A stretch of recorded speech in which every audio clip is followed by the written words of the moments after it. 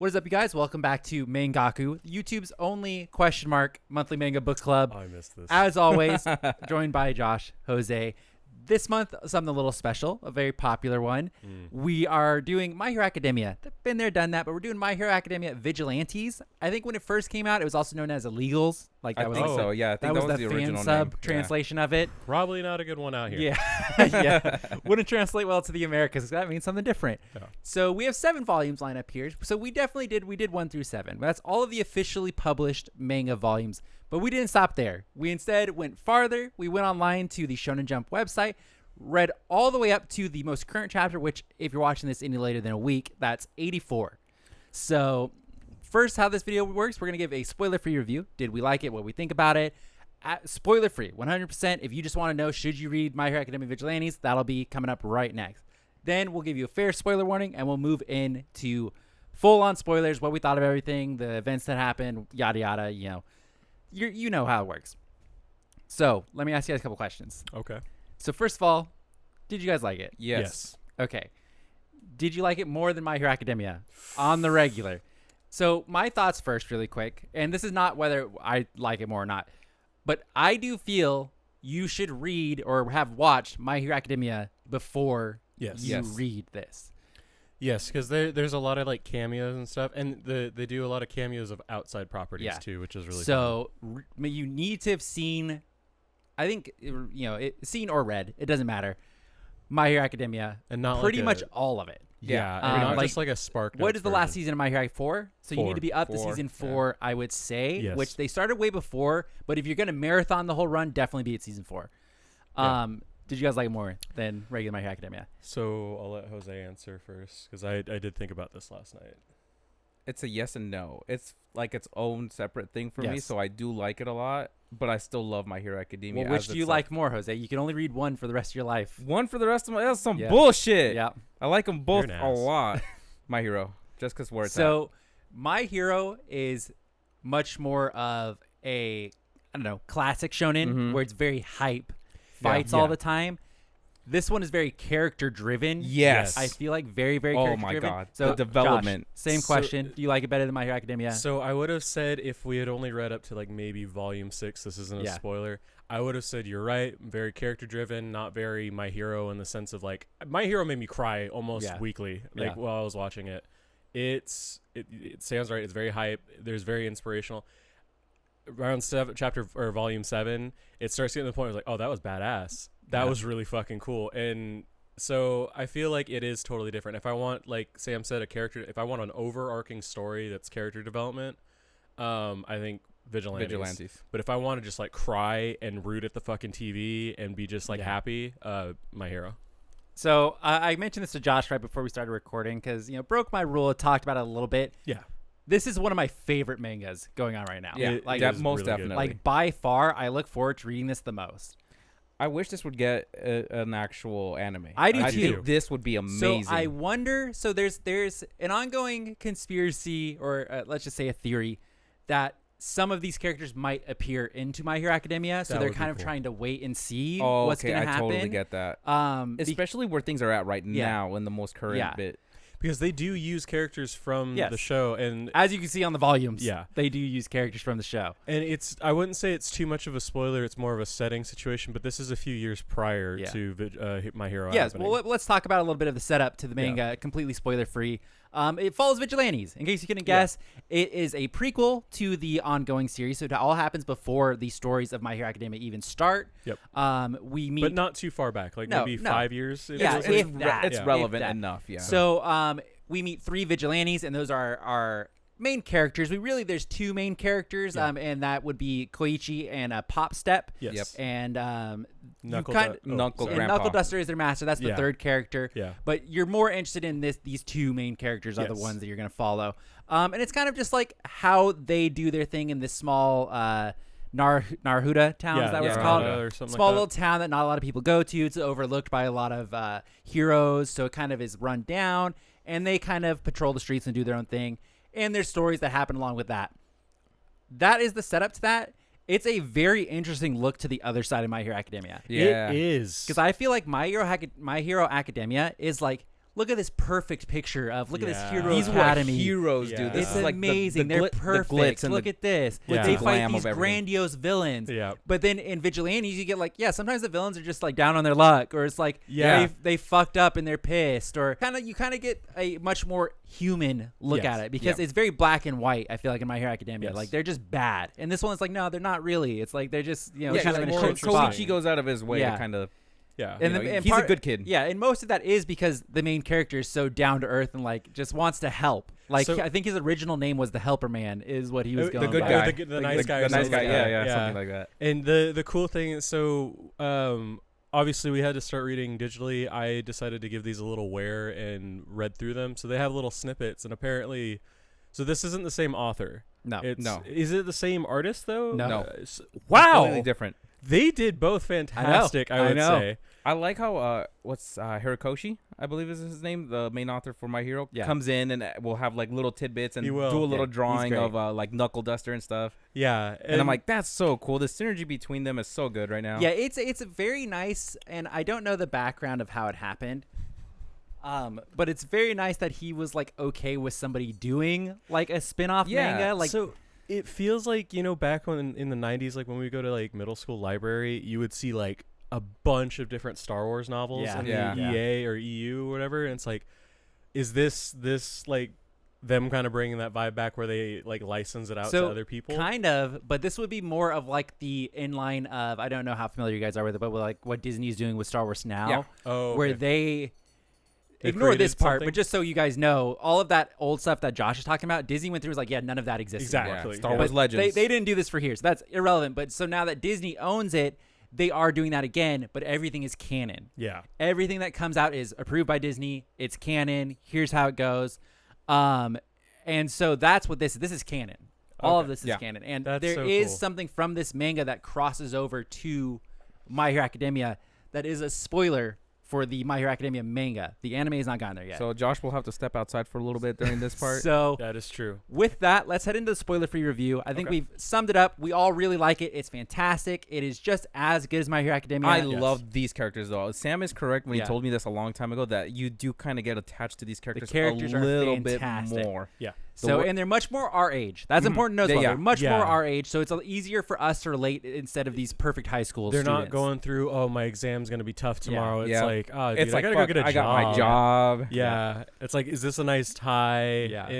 It's really good. Okay, so complete spoiler warning here. We're going to be talking about all of My Hero Academia Vigilantes in full detail, down to the stuff we liked, the stuff we didn't like, yada yada. And as I mentioned before, I will give a second warning when this comes up, but we will be talking about a scene that directly affects something in My Hero Academia. So I may step out. There is a spoiler for the actual main series that comes up in this.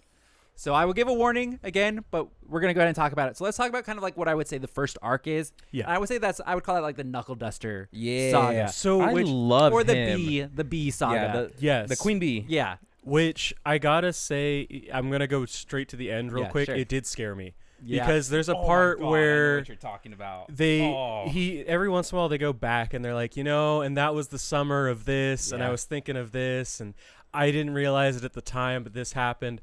Knuckleduster dips out for a while, and I got so scared. I'm like, he was so pivotal. He was a fantastic He was amazing. Character.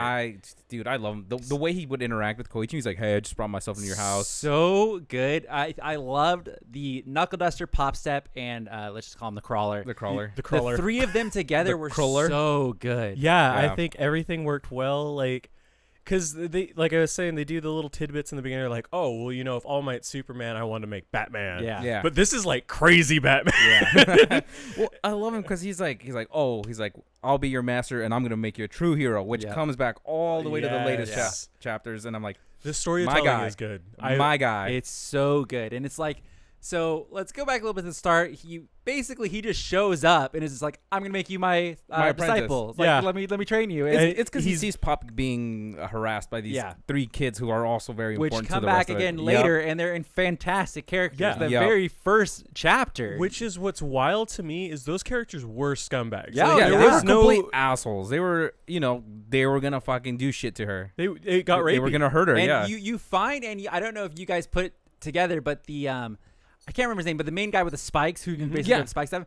He looks very much like Knuckleduster at the end. Yeah, he does. At the end, like he's got the thing. Yeah, he's wearing the trench combat coat. boots. Yep. So it's like he very clearly is like he idolized that guy. Like, that's like. But it's so weird because he hates him. Yeah, but he says he does. I don't know, and I want to know more about that story. I think that's like a classic. I would compare him to like a Damian Wayne almost. Yeah. Where he's like, I don't like what you do, but you're still like you're badass. Like it's like him loving Nightwing but not liking Nightwing kind of thing. I totally get that feel. And he also reminds me. He looks like one of the characters from My Hero. Oh yeah, he does. He looks like Echiro.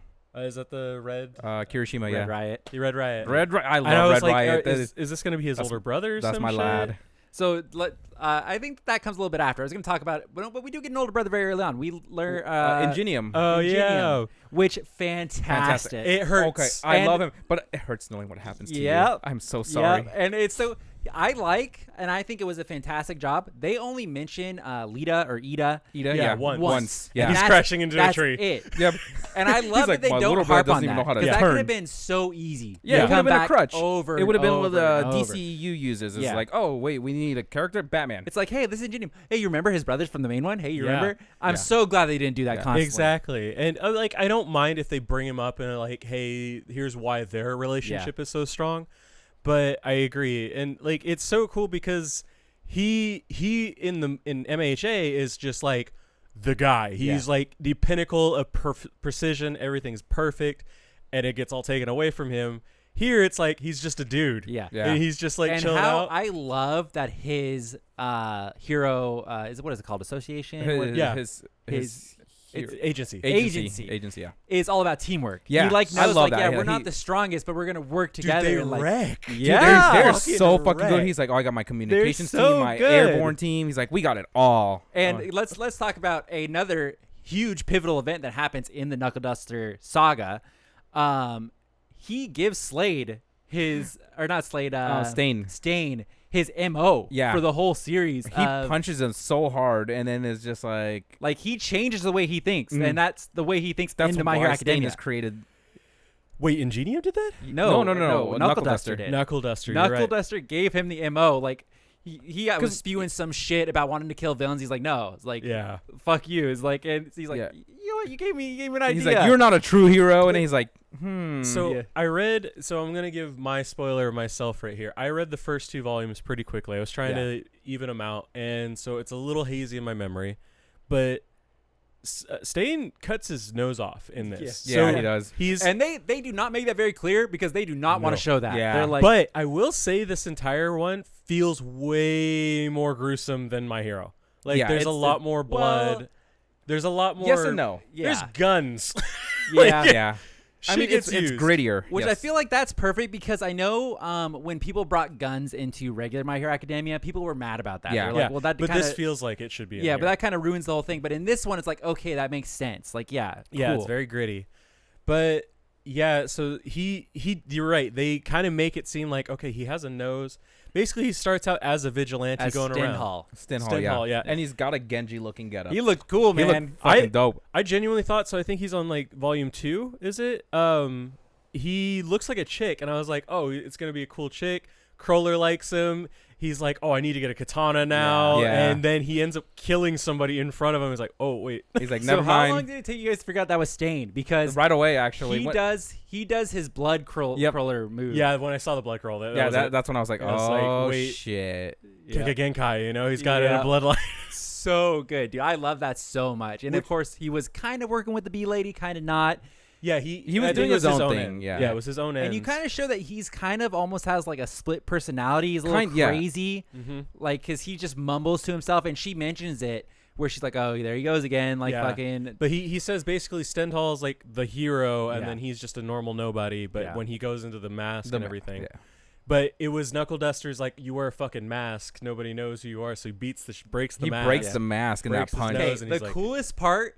If you step past this line, I'll beat your ass. And then he steps over the line. I was like, goes past it. And Stendhal's like, what? It's like, I have to say, Knuckleduster has changed the fucking game. Yeah, he did. It's like, so good. There's a point later on in volume 7, 6. Very late. Yeah.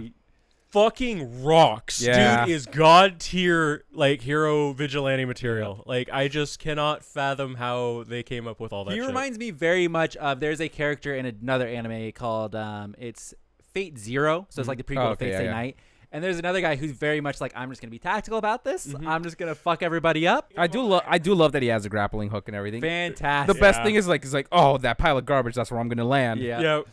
And there's a lot of landing in piles of garbage. It happens quite a few times. But his intro, he's like, "Don't worry, I'm here," and then lands in the fucking trash bag. And it's like, because it's All Might's thing, and it just cracked me up because so good. They really push. It's cool how they mentioned that All Might isn't around for everything in this too. Yeah. So it's like he's still the All Might we know from the show. So before he gives his power to Deku, kind of thought. Yeah, it's really good. And of course, we eventually find out that Knuckleduster is trying to find his daughter who's disappeared. Which was... Oh, my God. When I found that out, I was like, no. And his wife is in the hospital for some reason. So I have a theory on that one, too. Okay. Yeah. So his wife is in the hospital, and he's, like, in just a shit situation. Like, his daughter's disappeared because they had a fight, and she ran off, and then you find out she got taken over by this bee. Which I thought was her quirk for a little bit. No. And that she had just lost control of it and it took over. But they start to reveal that later on that it's something else going on. Like a queen gets implanted. Yeah. Which I feel like is what happened to the mother. And I feel like they kind of give you that. Yeah. See, that's what I thought too, because the eye socket was missing. So I think that's why so basically we get this like almost drunk kind of beat the shit out of everyone. He's trying to find this drug on the streets, and he ends up putting things together and then finding out that the person that's administering a lot of the drugs via like these bee they're injection bees with syringes. a little syringe instead of like a stinger. Yeah, he finds out, oh shit, it's the bees, and he has the guys that were beaten up in the first part of the series that were trying to mess with Pop. He has them commissioned basically like, Go figure this out, find out who this guy is, and it's really the I can't remember his name, Spiky Boy. I don't remember his name. It starts with an S. Soga, yeah. Oh yeah. So he has Soga go around and find these things for him. He's like, okay, I need you to go research this. Finds out it's really his daughter, and that fight was phenomenal. Dude, the fact that he had the defibrillators in there, and he like shocks himself after he gets hit, and then he goes and does it to her. And I love when you see him requesting it from the black market. Yeah, he's like, the black market. What, are you gonna stop and start a heart? Like, what are you expecting? Because it's a taser and a defibrillator. But like, it's not just a regular taser. Besides the fact that it has a defibrillator, it's like one that will fucking kill you. Yeah, it's not a stun meant gun. To literally stop your heart if you get hit by it. He said, if I hit you in the arm, it's enough to like just drop a dude. If I hit you near the chest, you may just die. Yep. And she's like, oh, bluffs. And then he punches her in the face. And it's like, bro, what? Yeah, because she's like, oh, you wouldn't do that to your daughter. And he's beats like, the shit out of her. Yeah. Like, well, sorry. And the scene where he pulls the bee out of her eye. Oh, dude. Disgusting. So disgusting. And they come back to that scene. And I didn't realize the queen wasn't just a maggot. They make this the gigantic ass fucking thing. It's disgusting. Ugh. But satisfying at the same time. It's like when you you get a nice pimple out. Oof. So we're kind of getting to the end of what let's just call it the first user arc. Let's just call it that. I was very concerned. I remember reading this now, and when I first read it, when they wrote Knuckleduster off, I was like, he was one of my favorites. Yeah. So I was very worried. I thought the whole time he was just gone. That was it. He was never going to come back, which I thought was for sure. Like, I'm like, okay, his arc's done. They're just going to send him off. It made sense, though. Because it did make sense. His family, his wife but was in the I feel hospital. like he carried hard. I liked him totally a lot. I feel like once he left, Koichi kind of like grew into his own. He definitely had to, and he was already doing that. He was proving it, like he was strafing. He learned so quickly. I read this weekly, and I remember when that happened, I was like, fuck, is he just done? Because he visits them out of nowhere like a couple weeks later, and he's like, I got shit to do. And then he leaves his knuckles, leaves his mask, and leaves his fucking coat. And you're like, oh, you would just assume that's it. It's like, that's it. And I was like, man, he carried so hard. I was like, I love that guy. And it's like, I don't know. And this is me thinking at the time, I don't know how they're going to fill that void. which they do fantastically when we get to Captain Celebrity. Yes, he comes in. Oh, fucking Captain. Fantastic character. Known to be a womanizer. Good. His wife. America. Ever. That guy. So good. Oh, my God, that guy. His final scene, no spoilerino right now, we're going to get to it eventually. Chills. Made me want to cry. Yeah. Oh, my dude. God.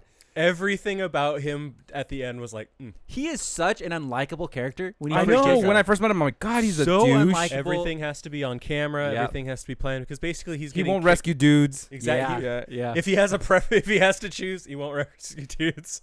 But he got kicked out of America for having too many lawsuits, too many entrapment lawsuits, basically like rapey vibes and stuff like that. People were getting hurt. Villains were like, he hurt me. I need to sue. Very America. Yeah, very America. Yeah.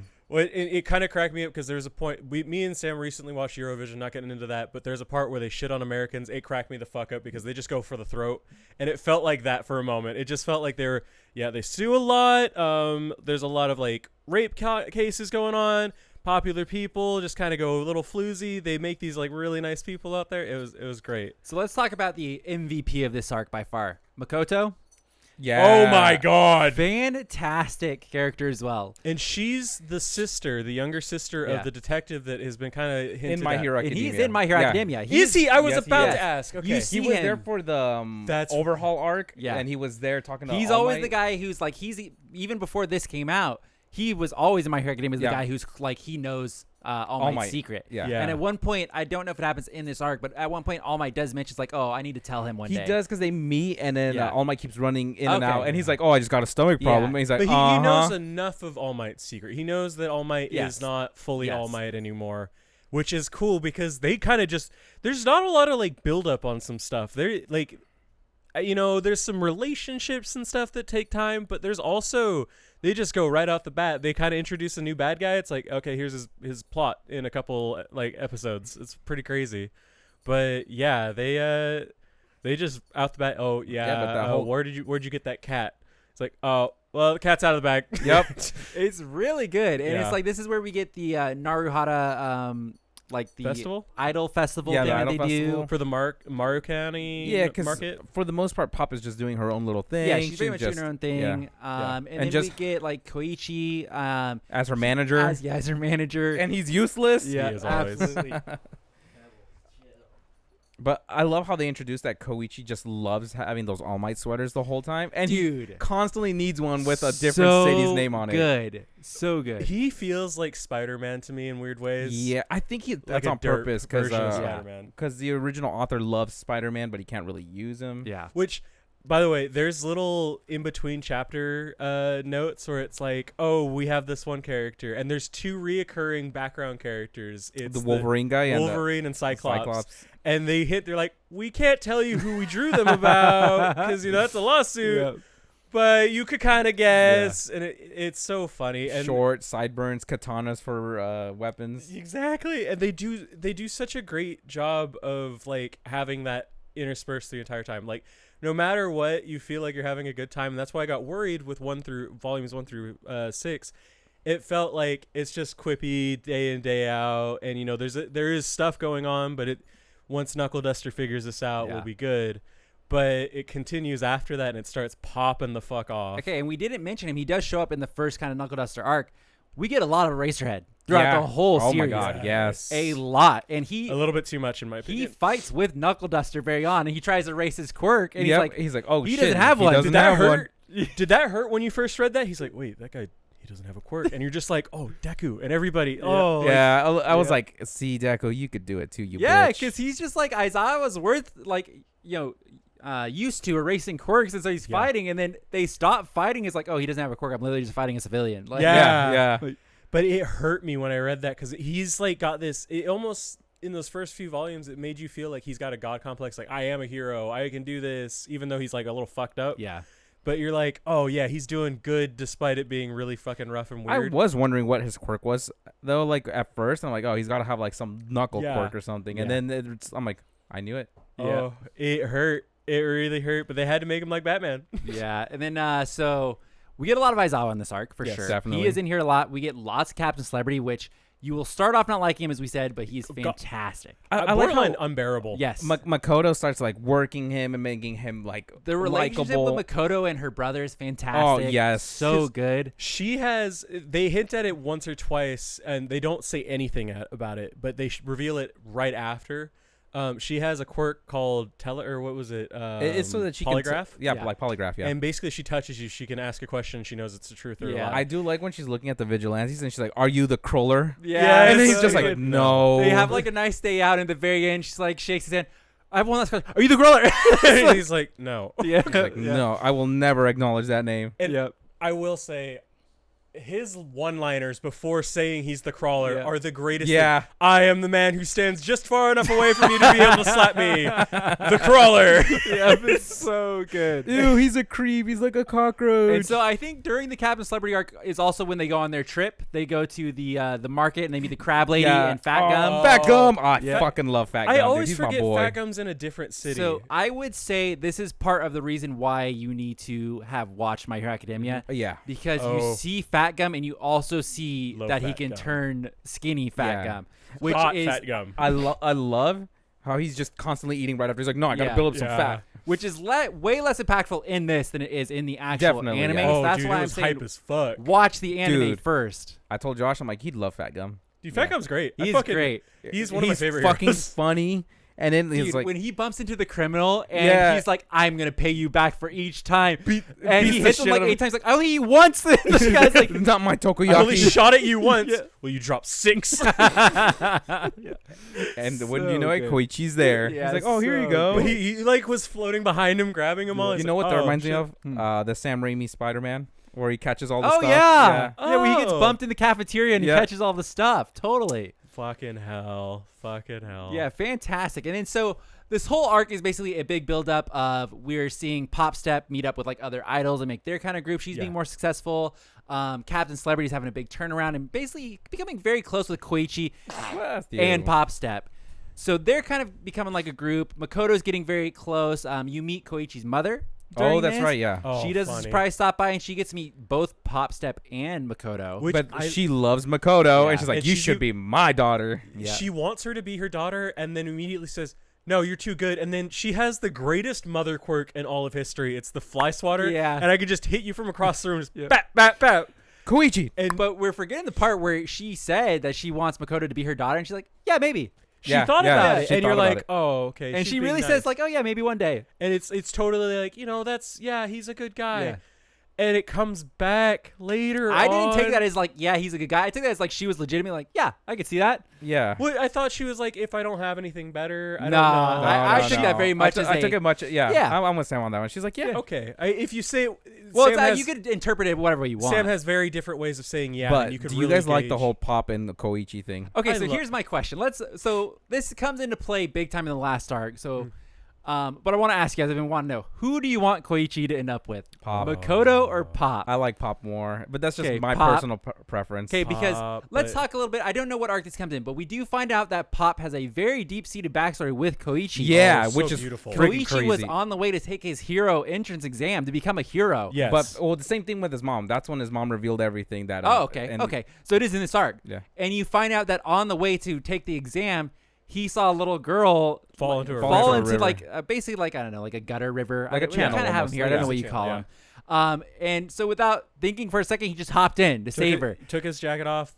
Saved her from the river, pulled her out, gave him his jacket, and then at that point he was late and he couldn't take it, so that he missed his one chance to become a hero. He does mention that he has every shirt that came out except for the one that he gave to the kid, and he doesn't feel bad about it. He mentions like, that's fine. It's like, because he gave it to a little boy. Yeah, he thought it was a boy. And she's like, "Oh, you thought it was a boy." And he talks about like, I hope one day when I'm older, I see that boy went on to do great things, and I'll think, hey, that was me. Because basically, Pop is asking him, he's like, "Well, what do you want to do? Like, do you want to be a hero?" He's like, maybe I won't be, but like, if I made a hero out of that one person, that'd be cool enough for me. And then we find out Pop goes home later and she has that sweatshirt. And I was like, oh, dude. Yeah. That was so heartwarming. So Team Pop.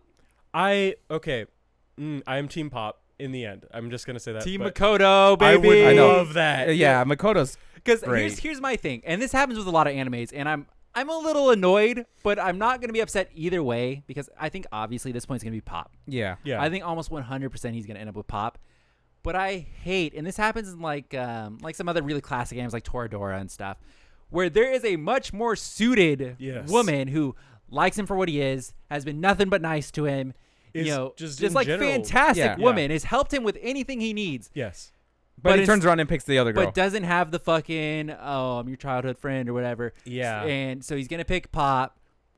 Makoto is so much better. I agree. 100%. Even the fact that she is willing to say, I know about you and Pop, and he does like, oh, I don't know what you're talking about. She's such a good woman. Because she's just like, I want you to think about it. Yeah, in this last bit, it comes around, and she's like, so I'm coming. Spoiler, she basically leaves to America with Cap and helps him out there. But now it's finally over. She's ready to come home. She meets Koichi.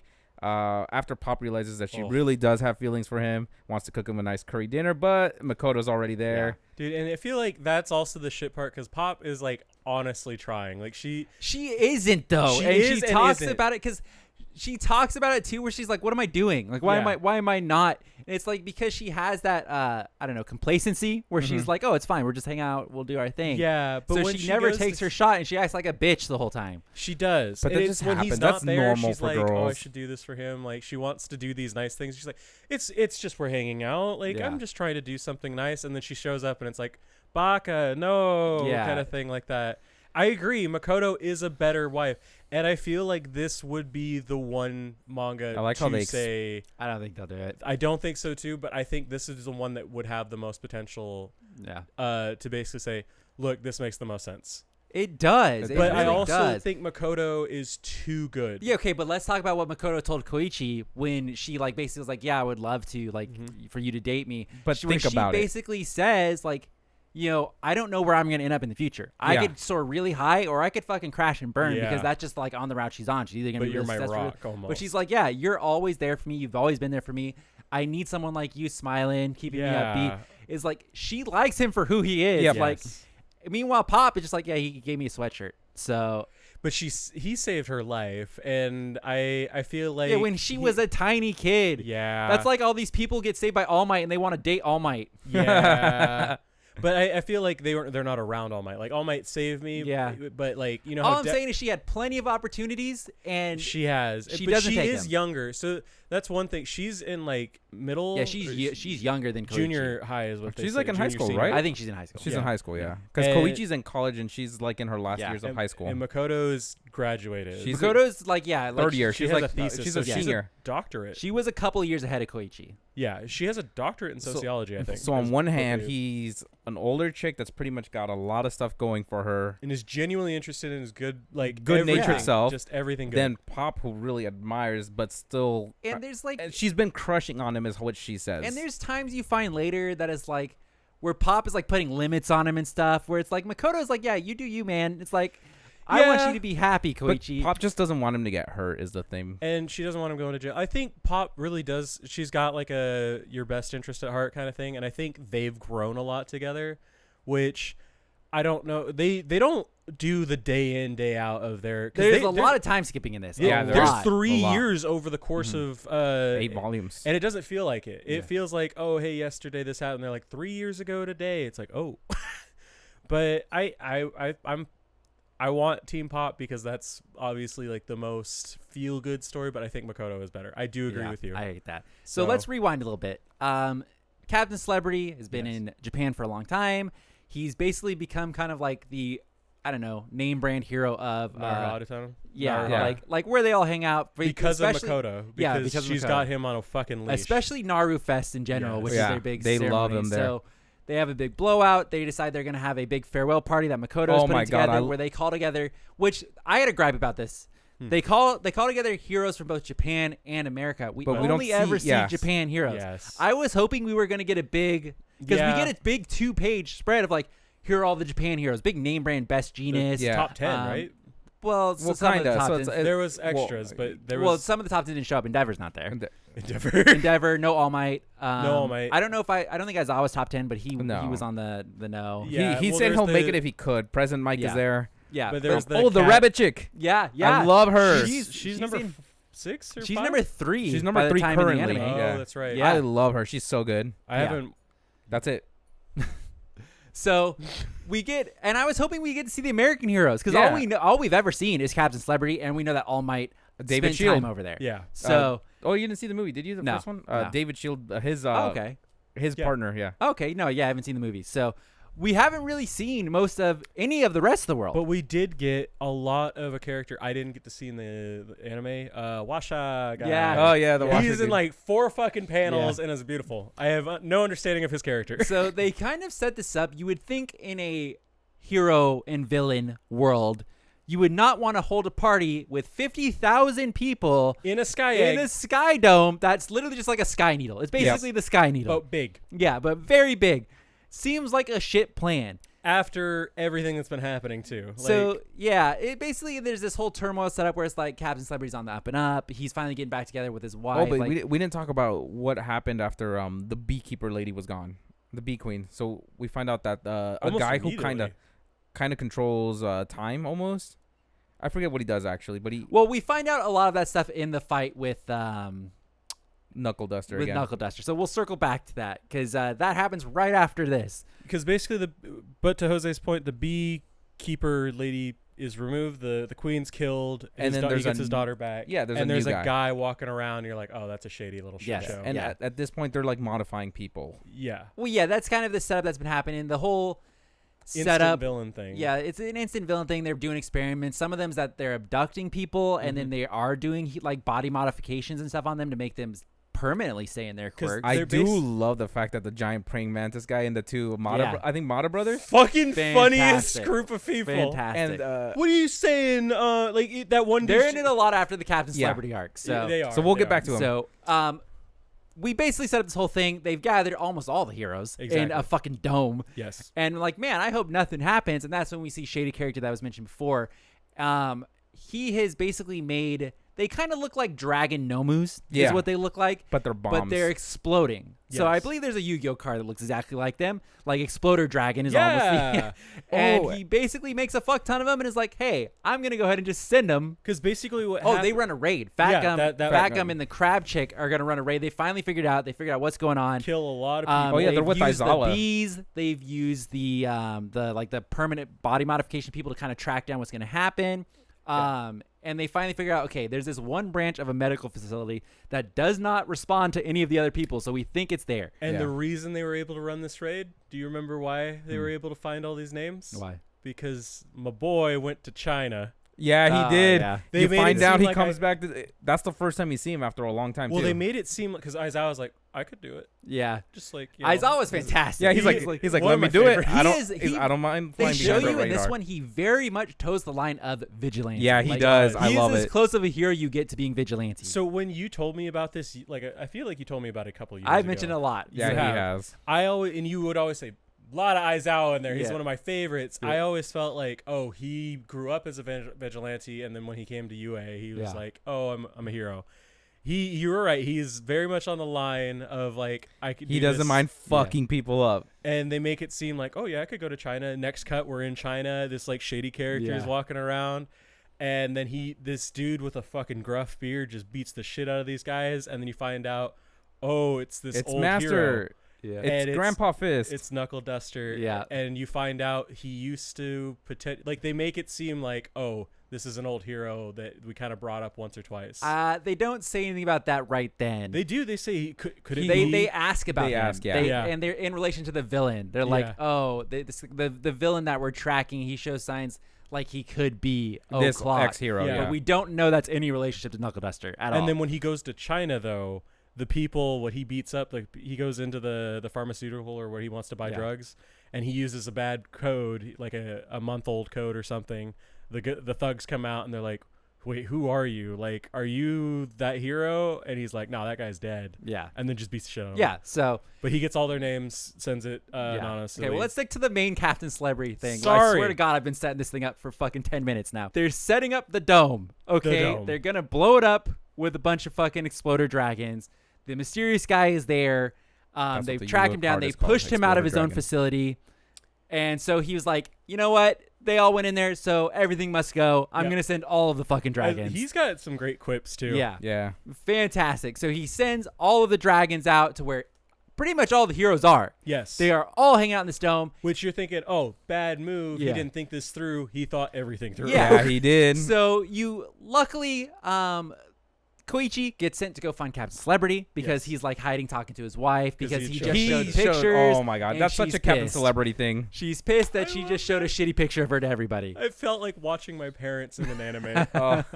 So he's like apologizing, and that's when we see out the window these fucking things flying towards, and so immediately Captain Celebrity and Koichi. And they've huge had a explosion brief and run-in then, with these things that they were created because they saw a defect in Captain Celebrity's hero power. Oh yeah, well, basically he has like a blanket shield. Well, they were there with the little kids for some reason. Yeah, Captain Celebrity previously had a run-in and exploded, and that's when he saved the kids. Mysterious villain was able to tell that his power uses kind of a force field. Yes, and he can like kind of wrap it around people. So he wanted to test the limit. So now he's sending it towards him. Yeah. He goes out and starts fighting him. I do love that bit where he's just like, "Oh no cameras! I look my worst," and Makoto's like, "Nah, this is the best you've ever looked, Cap." And he's like with the 3 little kids. Yeah. So they eventually end up and they use one dragon to shut down communications, like an electric EMP. Yeah, and then they basically make it so we get a very Superman-esque scene here. Is what it reminded me of. Very Superman.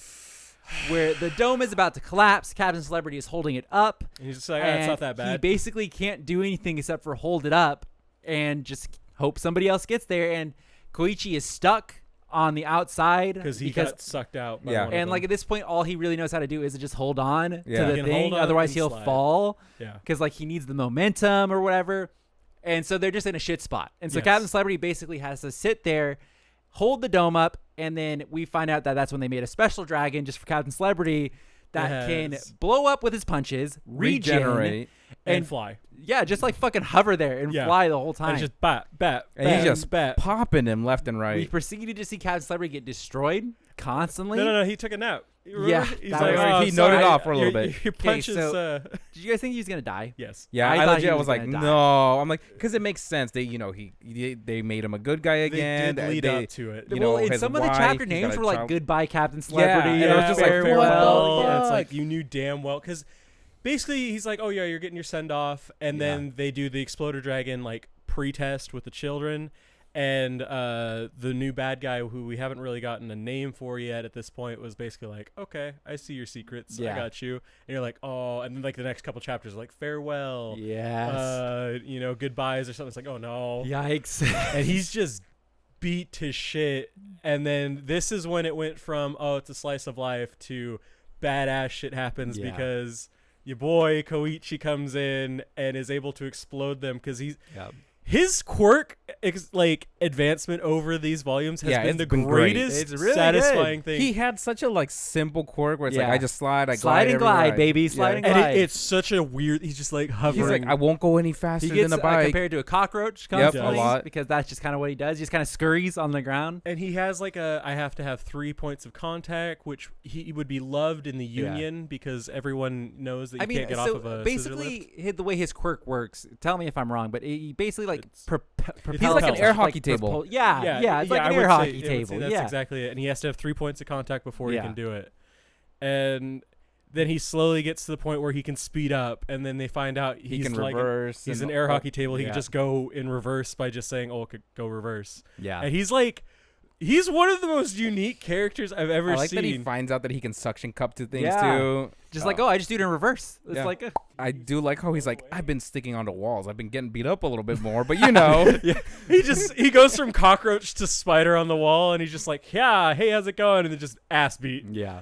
But then he finds out he can start shooting his. He's got Iron Man repulsors. He in his does. Hand. Yes. And then he does the cool, I'm standing on 2 feet, which you're just like, wait, how is he doing that? Because from the get-go, he's always been 3-prong, and they're like, well, if you start doing this, he's like, you know what? I think it was just a mental thing because I used to fall a lot when I was a kid, so I thought, I need to have 3 points of contact. So he got to the point where he started using 2 feet. He was still more adept at using, moving around on 4 limbs, but he gets to the point where he can, lock in on 2 feet. Pew pew. Well, and they mentioned too. So he Captain Celebrity's getting fucked up, and basically there's this giant dragon punching the fuck out of him. Each time he gets punched, the thing explodes. Yes, regens, punches him with another one. Basically a stamina test at this point. And Koichi has just been sitting on the wall watching, and finally he's like, no, I can help. Yeah. And goes on 2 feet upside down and starts shooting so badass, dude. Oh, the I love fists Koichi. before they hit Captain Because Celebrity. he just bought an All Might jacket. He just got that new one. So that's basically the stalemate. But they also talk about, like Jose, you mentioned for a second, is his mom mentioned that he used to float. Yeah. He used to just float away. So it's like he can go farther than that, but he's just like, he's kind of locked himself down, I suppose. Yeah. Like he's put all these like Kenpachi limits on himself. Yeah. Which I feel like can go fucking off. Yeah. Dude, he's going to start flying soon. Yeah, it's pretty cool. And I like his relationship with Captain Celebrity at this point because they hint at it a little later on, but basically Captain Celebrity is just like, oh, good job, kid. Good job, kid. Yeah. And he's like, I just don't want to, I don't want to worry you, but we got 50,000 people. Yeah. If I die or if I faint, they die. So you have to do what you're doing. Yeah. Don't fall off. He's like, I'm fine. And then immediately pops his legs off and he's like, grabs him. He's like, okay, let's just restart. Yeah. And he's doing so cool. Yeah. Like he goes from like a very, like, he could be just a normal dude with a kind of cool quirk to, I got it. Well, I love the parts of Captain Celebrity and him have a talk at one point. You remember Captain Celebrity saves him. He's like, we need to go have a talk. And like runs off. He's like, you make so much fucking work for me. He saves him. It's like, hey, how's it going? Let's go. And he's like, you guys. It's like every time you get in trouble, I get a call. Yep, it's like because the crawler's motive, and he kind of reveals, he's like, look, I can't do a whole lot, so I just do what I can as a civilian until one of you guys shows up. Yeah. So because before that would be Knuckleduster. It would be Knuckleduster. Yeah. And now Captain Celebrity is just like whipped by Makoto. Yeah. He's like, I gotta do photo shoots. I gotta go do this. He just snaps. He's total dad bod material. Just like, oh, I love it. But this is when, they make Best Jeanist and MHA seem like an absolute fucking badass. They make him seem like a fucking god tier character. Yeah, he's like, I can move those fucking those bridge wires. Eventually, everybody finally comes out of the dome. They're like, yeah, this isn't right. Because they realize they have no communication. Yeah. They start planning it out. They're fucking like thousands of feet, it felt like, up in the air. So all the people with the flying quirk are like, we're going to go outside and check it out. That's when they see the dragon with the EMP. They get communications back up. And Best Jeanist is out there with the flying people hanging out on wires. The lad. You know he's a badass because he rips off his arm sleeves. Yeah, the fucking cutoff edition of him was so like cool. Best Jeanist he's cut just chilling. Like and even at one point I think, wait, how is he standing? And it's like on the tiniest little wire. And he's just like floating. He's got like, he's doing his thing. Oh, dude, Best Jeanist is so good. Who did he call? He's like, did you get my request? And they're like, yeah, we have like carbon fiber for fucking bridges. And he's like, as long as it's fiber. And then he's got it like, he basically creates a stem system to hold up the entire egg. Yeah. And that's when Captain Celebrity's like, okay, I did my good work. And then just starts having the fucking... When he fell, I was like, no, Captain, no! There's another... I don't want to really... I think we should skip over it entirely in this video because I don't want to go through that emotional trauma again. But there's a point where he's just basically talking and he's falling. You think he's dying. And the one paper samurai shows up. Headshot? Yeah, and he's basically like, hey, how are you guys? Or like, I'm here to save you. And then Koichi turns around, Celebrity is just falling down. CC, my boy CC. Yeah. And it made me feel like he had died a while ago, and it was really just Koichi. Yeah. And he's just chilling. He's like, I hope my wife is finally proud of me. The one redeeming quality Koichi. Of me. And then Koichi's like, hey! Jumps at him. He's like, what are you doing, you idiot? Like, you get probably the ugliest picture of Koichi, like, ah! And it goes from like, oh, dude, that was fucking hilarious. Like, you kind of knew he was going to do it. Yeah. And then it goes back to Captain Celebrity be like, you know what? Like, God in heaven, whatever, just please, I don't care about me. Just save this kid. And you're like, you're like, Captain! And then Best Jeanist is like, they were the heroes in the shadows. Heroes. Yeah, the heroes in the shadows. It saves them. We will not let them die. Well, I don't remember what order. So then at one point, they get saved. Yes. Who saves them? All Might. Best Jeanist saves them from falling, I think. Okay, yeah. So at one point, they explode all the carbon fiber cables, and there's still fuck tons of people in there because they're just 50,000 people hanging out. And at that point, we see the news choppers are there. The detective is there, who is the detective that's close with All Might. Mm-hmm. And his he knows his sister is in there because she's like the main guy, or the manager for CC, Captain Celebrity. And he's made a point through this whole manga that's like, I cannot call All Might for personal stuff. Yes. Like, that would, because he's a very straight edge police officer. Yeah. Very straight edge. It would be. He has such a good point of view about it, too. Yeah. It's not just I I can't do that. That's not fair. It's, if I start calling you, then they start relating it to me. Then they know I have your secret or something. And then it becomes this whole thing. So he gets there and he sees the explosion go off. And that's when we see that he's like, finally, he's like, fuck. So he calls All Might. He's like, please. It's like, I've never asked you for anything. And everything. Please save my sister. And All Might's in the middle of a meeting. Gets yelled at because basically he works for himself. Yeah. Yep. And everyone's like, Yagi, what the fuck? Like, you can't be doing this. He's like, I got to go to the restroom. It's like, really, right now? Yeah. And then the call happens. Boom. I love how he just rips and you just see the side of his building go boom. And I feel like they do a fantastic job at this part with All Might showing up to show the difference in power between God. Like, he's a god. All Might is a god. Yes. Like, he really is. Like, you see the difference between him and some of the other heroes. It's just not even close. Yeah, like, it took all of, like, the top 5 were at least there. Bunch of extras were there, and they were doing everything they could to, like, minimize one this. man. And literally All Might did everything. He caught the building. Catches the building. Puts without it having a fucking spot. He punched it off the thing. What did he do? Yeah, he punched it off because it was collapsing anyway. And then carries it down because I don't think All Might can necessarily fly. He can just push air. He could do whatever the fuck it's he All wants. Might. So. And then the bad guy's like, well, you know what? It's time for a big show. He gets them all to conglomerate. Well, All Might powers down at that point. He leaves. Yeah. He does. He's like, hey, thanks, everybody. He leaves. He rescues Koichi and Cap. Yeah. Which was cool. Sets them down. And then he turns back into a skinny form. And he buys a Cap celebrity fucking jacket. Yeah. Because he's still in his shitty All Might, like too big. It's too big for him. And smart All Might, he's like, I just want to stick around, just in case, Good guy. something. And of course, something does happen, like Josh was saying, and the fucking dragons go multiple mini ones. Like, they come all together, and then it releases a bunch, and that was to counteract Eraserhead because Eraserhead can actually cause them to not blow up. Basically, Eraserhead's like, I can't stop all those. Everyone's like, oh fuck, we're done for, and. Even the villains, like, not even All Might could do this. All Might's just like, not even United States, just Nebraska. Dude. Just creates a tornado and launches them up into the air and they all get blown up. Yep. Fantastic. And I think one of them say at that point, too, like, wow, he really is like a god. Like, he's just next level. Yeah, because the main... I think it's CC who says it. The bad guy was basically like, only like we need gods. Like a god would have to be able to do this. Yeah. And then it's like, oh, that's what it is. It's All Might. And even CC sees and he's like, bro, that was what I was up against? Like, kind of fuck. Like, because basically, and even Best Genius was super cool. He's like, he was the number 2 VIP, like, hero. Yeah. CC's like, he did a lot here. Yeah, he shouts him out after the fact. We had a nice little recap. He shouts him out. And that's when we start to see that they're not mentioning that Koichi was there. Yeah. He was a huge part. Yeah. But he does get an autograph. Yeah, he does get an autograph from All Might, which makes him ecstatic. And that's very much a side story because almost at the same time we see our main villain hanging out on a rooftop, which seems like it'd be very easy to spot him, especially with all the flying villains hanging around. And he gets fucking sniped. Like, dude, right in the shoulder. So and sick. we know beforehand that it is Knuckleduster that's sniping because we see he's setting up a shot. The smile and everything. Like a fucking crow or something flies in front of his shot. Crow flies by, and then that's when he's like, oh, you should have shot for my head because you're not going to get another chance like that. Yeah. And he speeds over to his building because, as we have not mentioned, he's a speedster is what we know about this guy. But I very much like, and we get this explanation mid-fight, the explanation of how his speed ability works.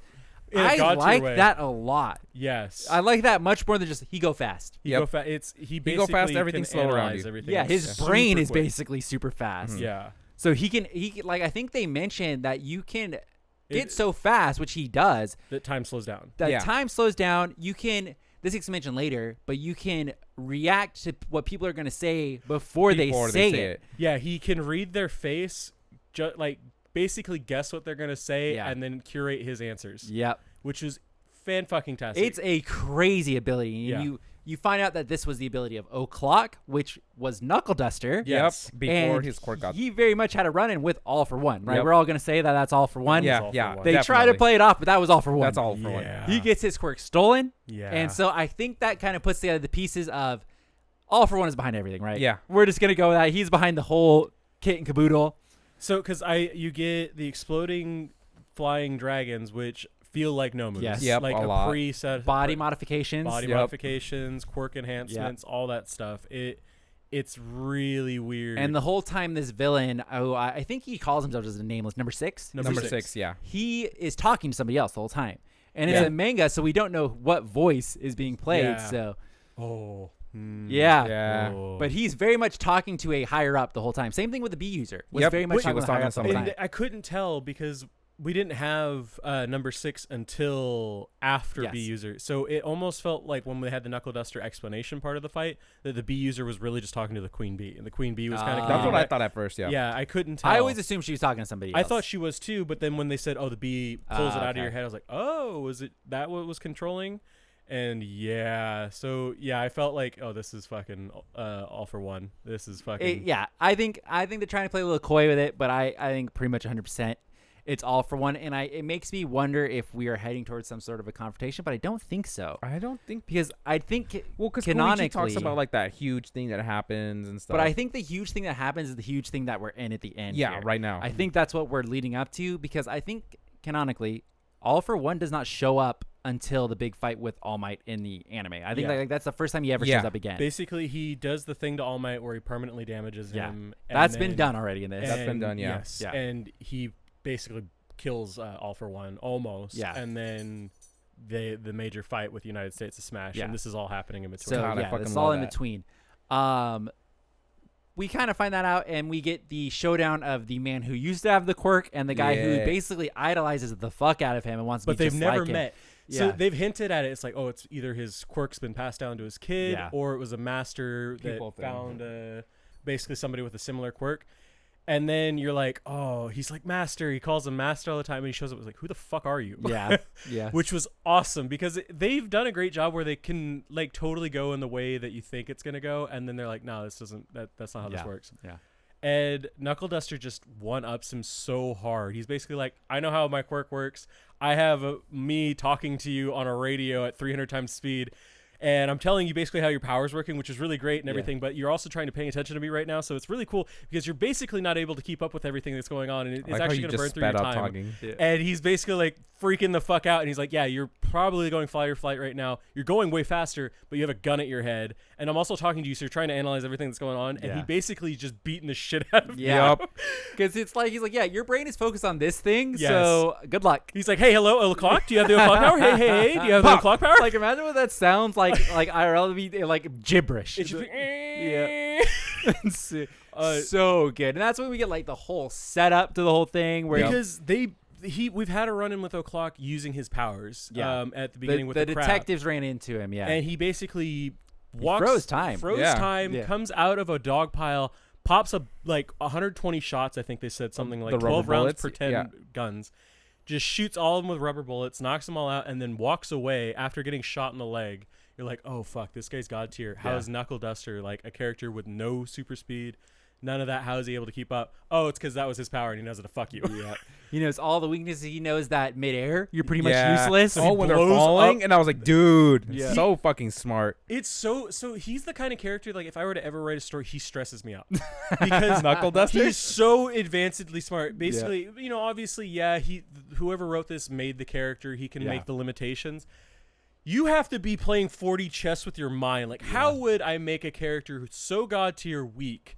And they're like, Knuckleduster, blow up a building 3 floors. You're going to be free falling for a little bit. It's going to be really difficult to dodge a bullet from here. And then of course, they do have like, they basically turn into like a fucking cage match at the bottom. And unfortunately Knuckleduster loses. And that's kind of like, I think, is that the last time we see him? Yeah, because they talk about the samples of blood that they find. They find blood, but they find both samples of blood. Yeah, so they don't, like, one is like, what the fuck is this? But they don't find his body. And the person who got the information from Knuckleduster, like Josh mentioned, is the person who's like, oh, Clock, what were you fighting? Like, because like he knows like what was going on. Like, this is crazy. Yeah, and it's like fucked up. And they actually show, which I thought was very sad, is Koichi hears the explosion. I think so does Aizawa. I think Aizawa there too. Aizawa notices it. And like, did you guys hear that? It's like, oh, it's probably just like one of the like delayed explosions or something. And so they don't go towards it. They're just like, nah. So we get the farewell to Captain Celebrity. He leaves, which we mentioned a little bit earlier when we were jumping around. He goes to America. He gets the okay to come back. Makoto is going to go with him, and she basically is able to get all of his lawsuits, his charges, like everything dropped. And his wife, I love. Oh, I love his wife. Yeah, she's so funny. Fantastic character for the wife too. I do like that little like he's like, oh, this is how I began to like her. Yeah. Everyone thought I was popular, but her, it's like, but I'm like a balloon or some shit, and I was like, oh, that's little sweet. Balloon scene where he just floated. That's like, okay, so sweet. Yeah, it was nice. I like that a lot. Yeah, Captain Celebrity, great character, fantastic. Dude. He Zuko arced it. Yeah. So we you see that Makoto basically becomes famous over in America, like to the point where she's on talk shows. Like she has like a thesis. And I thought it was interesting. They did an American talk show, like a classic, like a desk, someone's right next to you, where because I don't think that is a Japanese thing. Like that's not. So clearly they're like, we're gonna do an America. It wasn't a Graham Norton kind of thing. It was very much like David Letterman. It felt like Letterman, Conan. Yeah. So and as you're watching her on the TV, you cut back. And that's when we get Pop, and she's like, "Hey, I'm gonna do it." It's like I'm gonna go talk to Koichi. I need to talk to him. I'm gonna make curry. Curry. Yeah. Walks in. Hey, Makoto's there. Hey, what's up? I'm making curry. Bitch. She's just like she's pissed. Yeah. And Koichi's just happy to have both of them there. Just like a good guy. He's like, "Hey, what's up?" He's such a dunce, but I love him. Yeah. He's just so nice and happy. So I do think he's a little too dumb at the end, which we'll get to. I think he's a little too dumb. Too blockheaded for you. Which is at the very end part. Mm-hmm. So that's where we get the thing we talked to before about who we want, Pop or Makoto, because Pop leaves. They have curry. Pop is like, all right, I'll see you later. And at this point, that's when Makoto basically confesses her love for Koichi. She's like, hey, listen, I'm going to come back.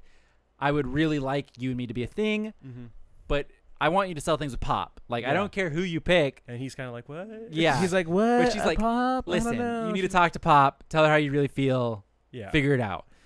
And he's like, okay. He's like, I'll do it. And that's when Pop becomes a bitch.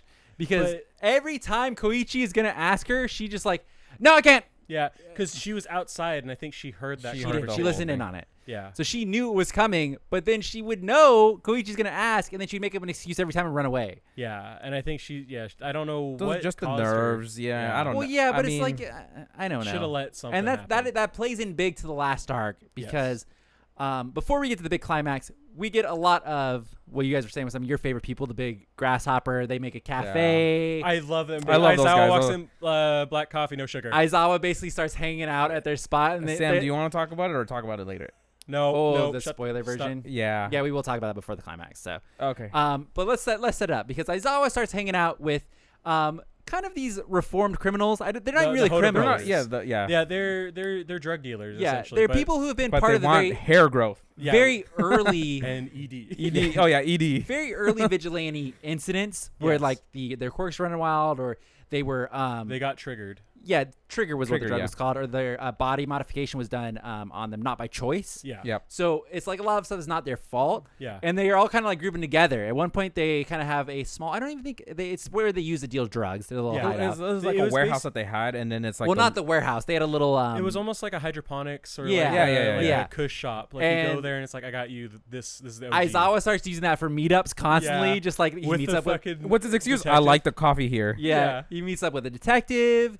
He meets up with who's the girl? Midnight. Oh, Midnight's cool. Midnight. Yeah, I love Midnight, dude. And you just like and they tell him at one point, like, hey, this isn't your hangout, right? We're not coffee shop. He's like, yeah, but I like it. But they never once say they're a coffee shop. They don't sell coffee. They always have like the little serving tray ready. And I was just cracking up like, wait, are they a coffee shop? I couldn't tell. And at the one point too, because Captain Celebrity leaves, and so Koichi starts running them to Aizawa. And so he goes there one time, and they're like, oh, hey, Crawler. And he's like, hey, is Aizawa here? It's like, first of all, this is not his hangout. Yeah. Okay. And he's this is his agency, right? I thought this was like an off branch of his agency. And then doesn't Aizawa show up? He's like, it is. Yeah. I love it. Oh, dude. I love Aizawa so much. Aizawa in this is so funny compared to like the Aizawa in MHA, where he's just like kind of very drab, like everything's by the book. It all makes sense, He's though. got the smile and shit. Like, well, let's talk about it, because we go into his backstory. No, I don't want to. We go into his backstory, and we get Cover to your see. Ears, Josh. I'll say when it's going to be a spoiler. But we get to see very early Aizawa. Yeah, like still in school, in UA. Present Mike, and then what's the cloud guy's name? Does anybody remember the cloud guy's name? His Loud name Cloud? is Loud Cloud? And they were like a three. Like they're like a trio. Can we just say how many Dragon Ball Z references were in that? Yeah. He has a quarterstaff. But I think that's just very like I was gonna say like Goku, homage? but that's taken from that old myth, the monkey. Yeah. The monkey and the stuff. Yeah, that's what that is. It's just like that's a classic. You see Midnight also. She was a couple years older than them. I think she was like a year or 2. Years. So you kind of get the 4 of them very early on. You see how Aizawa got his goggles. Yeah. Yes. And before he wouldn't wear them, and then they did goggles, and you meet a new hero that we've never seen before, the purple royal guy. Oh, Prince. Prince. Yeah. Bad you or boy you bad. Boy, you bad. I love Prince, dude. You get to see who they train with. You don't ever see the 5th guy that can shoot the explosions from his hand. You don't ever see him again. I feel like he was in MHA. You think so? I feel like I've might have seen been. I'm him not before. 100% sure. You might be right. Familiar. I honestly don't know. I don't remember. But he's kind of a key player in their flashback as well. But the big culmination of this is Koichi is rescuing a cat. Aizawa walks by, and he's like, you going to take care of that cat? It's like, what are you going to do? Well, because it starts to And it rain starts really hard. raining. Yeah. And so they get stuck under like an awning waiting for the rain because they don't want the cat to get wet. And so Aizawa kind of starts reminiscing of like, I remember saving a cat once. Yeah. But it's sweet though because it's like back then he didn't think he could save anybody. Yeah. Because he thought his quirk was so useless and all that. So Yeah. he leaves his umbrella with the kitty. Yeah. And then we see Loud Cloud. It's like, hey, what's up? And I'm a change in front of the class. And he's like, look what's in this cloud of mine. I love when we start chaining. And he's like, wait, you see this fabulous use of my quirk, and he puts it in front of him. It's like, yeah, that's really good. yeah. And they're like, there's girls in here. What the hell? Yeah, and he pulls the cat out, and you find out that he did save the cat. So they basically kind of Because he grabbed Aizawa's umbrella. And he's like, Aizawa's hey, I saw wait, your umbrella. Wait, Yeah. wasn't there something under the umbrella? Yeah. So they start raising the cat, and that's when we meet Midnight, because they're all hanging out on the roof, and Midnight's like, hey, what you guys doing up here? It's like, love her costume. yeah. Dude, how great was the part? So young Midnight is basically nude. Yes. Yep. In a Wears a trench coat. cloak. You know what it nude. reminds me of? Kill la Kill. Yeah. When the nudist people Yes. were wearing the little clips. Very much Yeah. like that.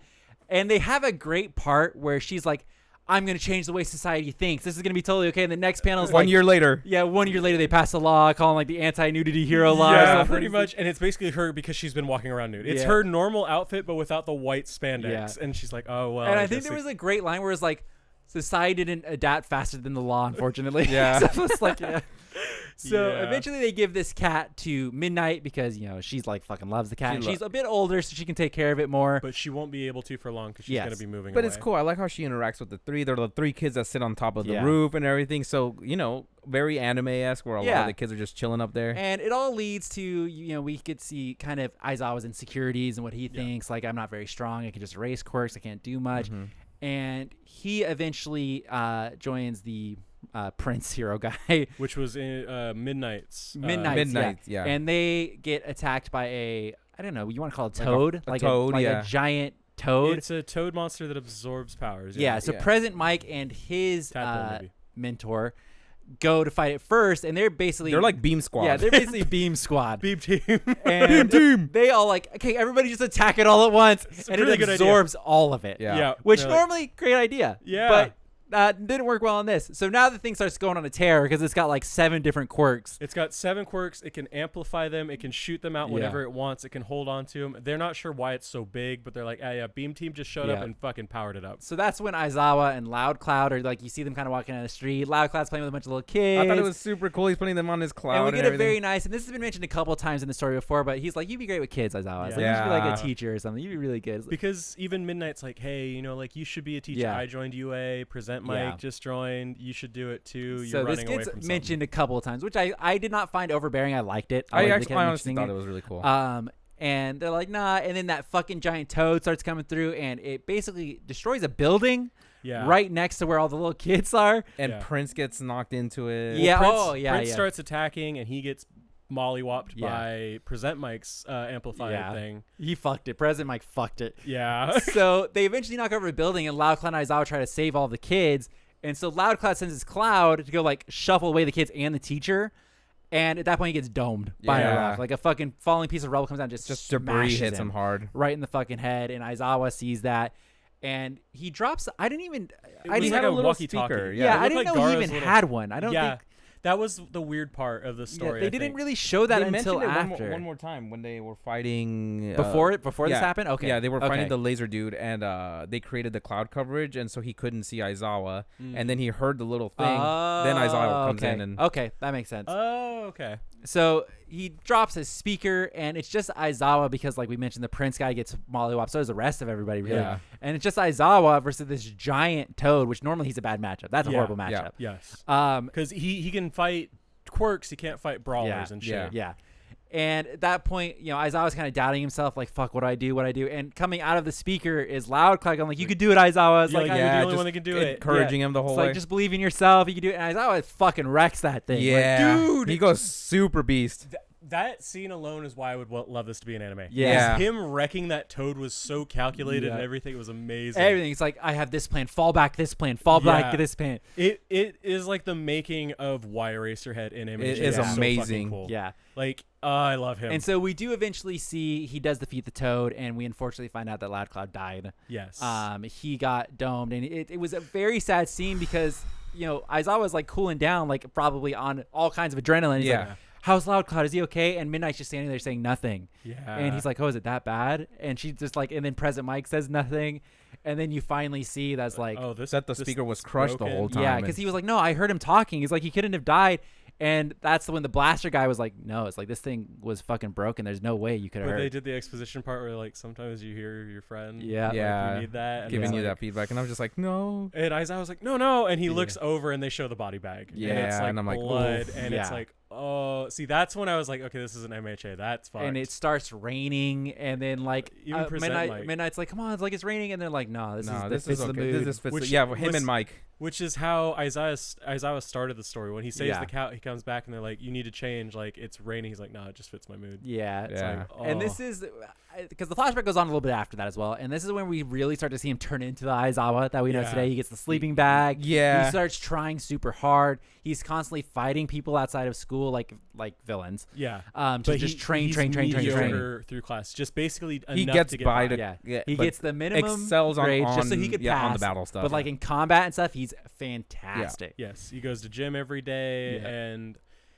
what kind of hurt me is when they're like, "Oh, hey, it's graduation day. Hey, it's starting to rain. That was sad. Let's take photos." And Aizawa stops Presento Mike from fucking saying anything. He like choked or he erased his quirk because President Mike sees him and he was gonna call him out. Yeah. And he just dips, and then you see a cool montage. He still smiles because you did find out that he does have like the meeting with the teacher after that, and he's like, "What do you want to do? Like, what is your game plan after school?" And he's like, "I'm just gonna make an agency just myself." He's like, "But you're a bounty hunter at that point." He's like, "This is what I'm good at." Yeah. He's like, I just want to fight people. I don't want to be in the ranks. I don't want to do anything. I just want to stay down low and just save people. It's like, oh shit, okay. So good. Yeah, but that was really good. And I know as a little dick or a bit of a dick at the beginning, but like. You knew damn well that Cloud Guy wasn't going to make it. He was going to be the character that gave everything to the character, gave him the goggles, gave him the identity, like the purpose. The classic. Of the He's like the spoilers for Naruto coming up.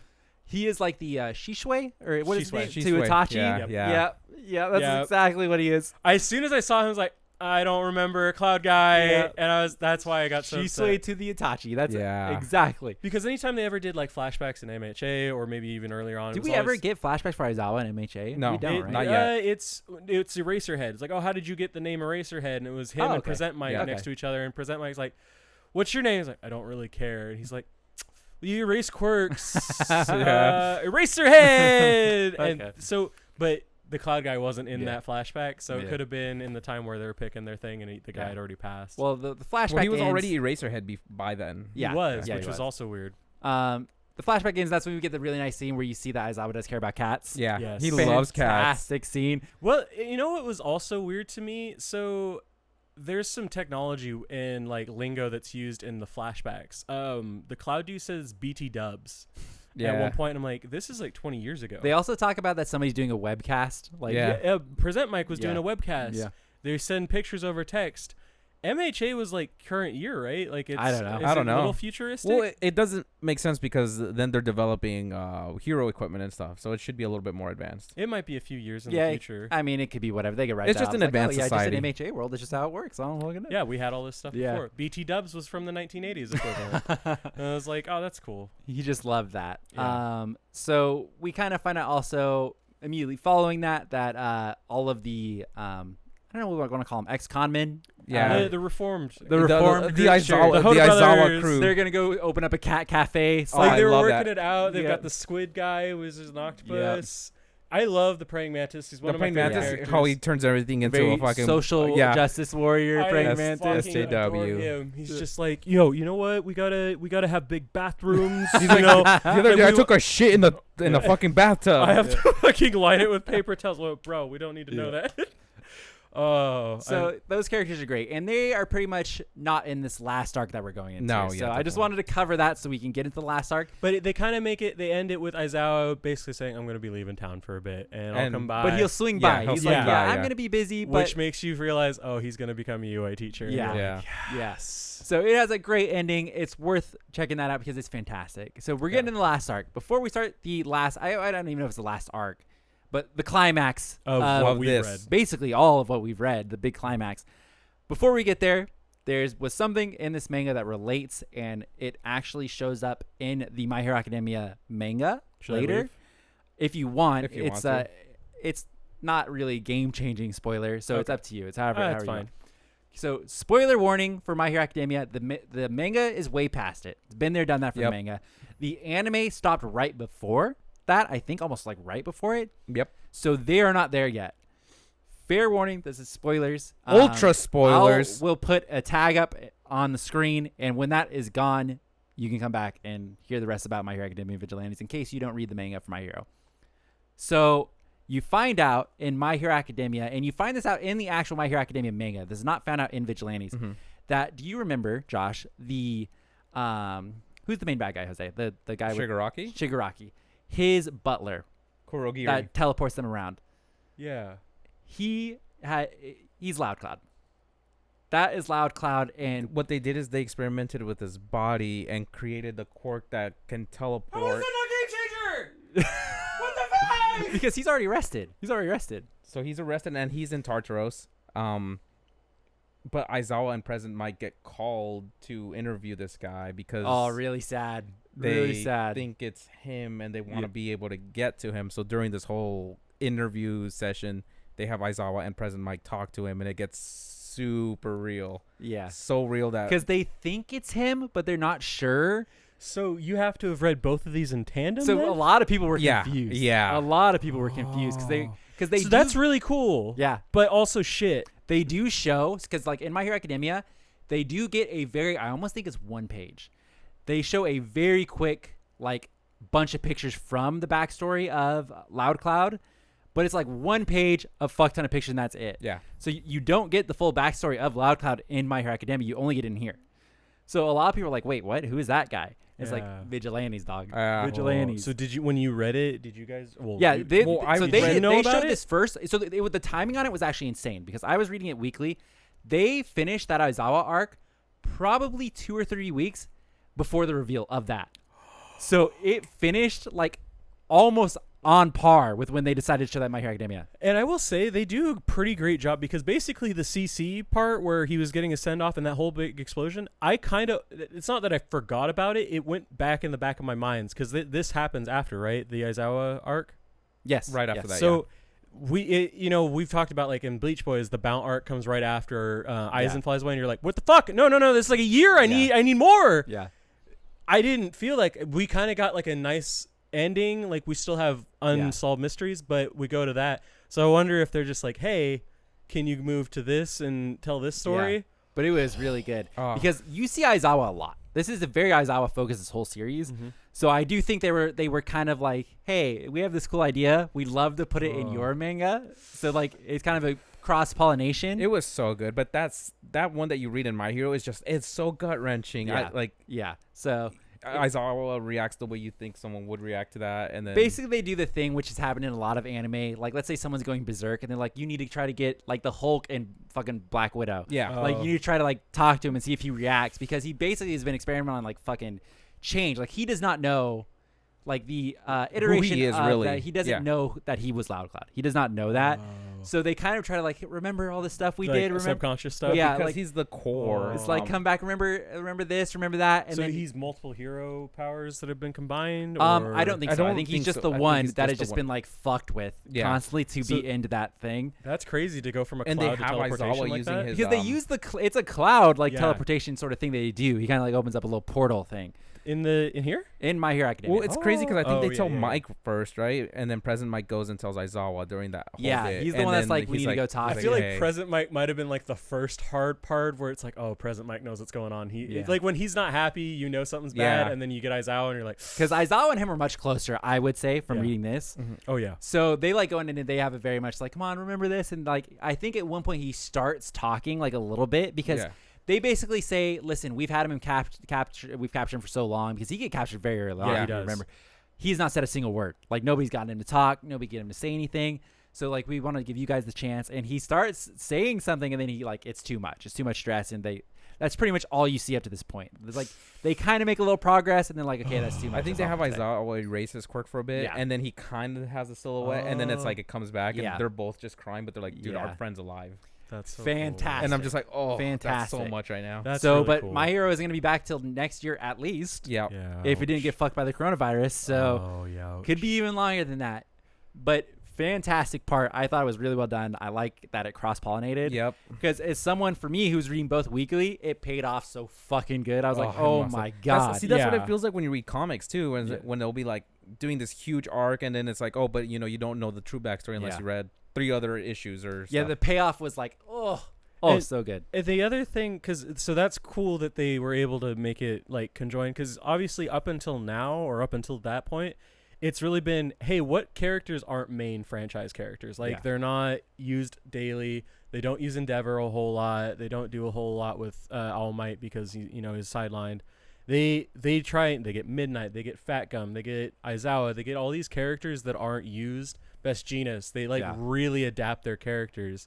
And it's so nice, and then for them to fucking bring it into the main story, that's fucked. That hurts. Okay, in spoilers, we're no longer talking about My Hero Academia manga spoilers.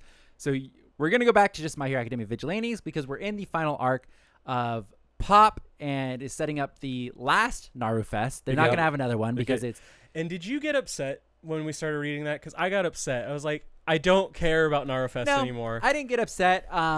But I don't know. I was on it, but I did like the fact that they were just like, Makoto is like, there's a heart and soul of this. Yeah, she's so literally it's like, it's failing, and we meet this new guy. His name is Rock. He calls himself Rock. Nomura Rock. And he's the manager of, kind of like the fill-in for Makoto. But he doesn't do that great of a job. He's a good guy, but he couldn't do what Makoto did, and then nobody really knows who he is. So everybody's kind of moved away from this main group. Everybody's doing their own thing. They're all going to try to come back together for one final show as like a good send-off, and that's when they'll kind of like say what they're all going to go do. And Pop is kind of having kind of a very, I don't know, relatable breakdown where it's like a quarter life crisis almost, where it's like I've only what am I going to do next? Yeah, because it was not only that, but Koichi's like cleaning up a jacket, getting a job. He gets a new one, and he's like, I'm like, maybe after this last jacket's kind of been worn down, I'm probably gonna give up hanging up. So everybody except for Pop is basically like moving on to something else. Yeah, and Pop is like, dude, I've only done this. The only reason I did so well in this was because of Makoto. I wrote off her coattails. Like, what am I gonna do? So she goes back to doing a slightly different variation of what she originally started doing. She starts singing, like just busking on the corner, but as herself to try and like, I don't know, just make something for herself because she feels like she has nothing. Yeah. And then Cloud and his guys show up, Cloud Strife. Okay. And they're like, you need to pay me to have a permit. And that's when Nomura shows up and he's like, oh, I'm her manager. Yeah. And is this when they start throwing fists? No. It leads up to it later on. Cops get involved. They run away, and he starts talking to her. Yeah, basically he is also like, I'm a fuck up too. Yeah. But I would love, like, let me hear your songs. And so he gets to hear some of her songs. Starts crying. Yeah, and he's like, they're so good. It's like, let me be your manager. I'll try my best, whatever. And so now they're basically kind of like, they're attached to the hip. Like, they're pretty much official. Did you almost, like, you thought they were going to be together? So I kind of was worried we were going to go down the... they're in love? Like Koichi was gonna like her, but then she was gonna. That's kind of like. And I was getting ready to be like, "Fuck, this is annoying." Kind of like when Jim transferred branches in the office. Yeah, I kind of thought we were about to be stressed out like that. Dude, I was feeling the stress right away. I was like, "Please, no." Yeah, but they keep it professional for the most part because then they leave, and that's when they throw fists. They run to the same guys like, "Yo, you're the reason the fucking cops got called on us." And you find out he's actually a hero. He just got his hero license just so if he had to, he could step in and help out. So he kind of manhandles those guys. They go out for drinks. They did a show, right? Yes, they do a quick show, which was very successful. It seemed like there was she had a lot of fun. She even ended up bouncing and almost getting pulled by the mic cord. And then they go out for drinks, and he's like, "Oh shit, let me switch with my virgin drink." Yeah. And Cloud shows up again, but they're like buds now. They're like, "Hey, they're actually not that bad." And you're like, "Oh, he's like Koichi. Like this dude's cool." And they're like, "Hey, sorry about all that. You know, we heard your shit. It was pretty good." She basically dumps him there without officially. They start walking because he's a lightweight. Yeah. And they start walking away, and she's like, "You know what? You've helped me a lot. I've realized what I want to do. Just watch me, like, but I can't hang on somebody else's coattail." Like, it just dips out. And Cloud shows up, and he's like, "Damn, dude, that was rough. You just got dumped." That's some Zuko shit. That's rough, buddy. Yeah, feels bad. And then, like, the fucking wildest reveal happens. Yeah. And I don't know how they do this with his character because it's bullshit. Because he has a scar on his face. Yeah. But then all of a sudden doesn't. It's number 6. Yeah. And you're like, wait, what? And he beats the fuck. He kills them. He just straight murders them. It's like, because he basically beats the fuck out of him. And then he gets a call from Pop.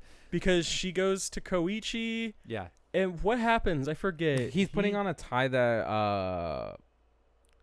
for Makoto, right? For Makoto gave him, and she freaks out for some reason because she's like, "Oh, she's giving him gifts." Blah blah blah. Probably runs through her head, and she dips out. Yeah, I feel like I would have been more upset about something more. Yeah, but it is because the tie, and she wanted to talk to Koichi finally to like admit her love for him, and he's like, "Oh yeah, Makoto gave it to me," and then she leaves. That's literally it. Very dumb. So he's talking to her. They meet up, right? She's crying. She's like, "I need you to be with me right now, please." They meet up, and he's like, "You know what? Here, let me show you like my hideout." It's like, it's in like, this rundown you'll building. Love it. It's like, I know I'm like a very modest guy, but wait till you see my cool hideout. Yeah, which was so dumb. But they're able to write it off because Koichi also lives in a shitty rundown spot. And she even says, "Oh, I know someone who lives in a kind of like rundown it's place." like a place you would never go in your life. But she's like, "Oh, Koichi lives in something like this, so it's okay." Follows him all the way down to the fucking basement. It got so rapey. Yeah, and so it opens up, bunch of dead bodies in there, bunch of bees flying around, and just chucks her in there and locks the door. Yeah. So he's obviously the one that's been implanting the queen bees. Yeah. But I wonder if those are like failed experiments, because if you go back a little bit to Tamao, which was Knuckleduster's daughter, she's hanging out at somebody's house, and there's like 2 people that have just like been sucked the life out of. Yeah. And I wonder if they were involved, like if this is at the same hideout, but I don't know if she just did that to somebody random and she's just hanging out their house. So I have a question about just like manga in general. Why is it when like people get taken over, or just that kind of same theme, they make their skin tan? It's like I don't know. The life out of you. Why do they do that? I was all there for it.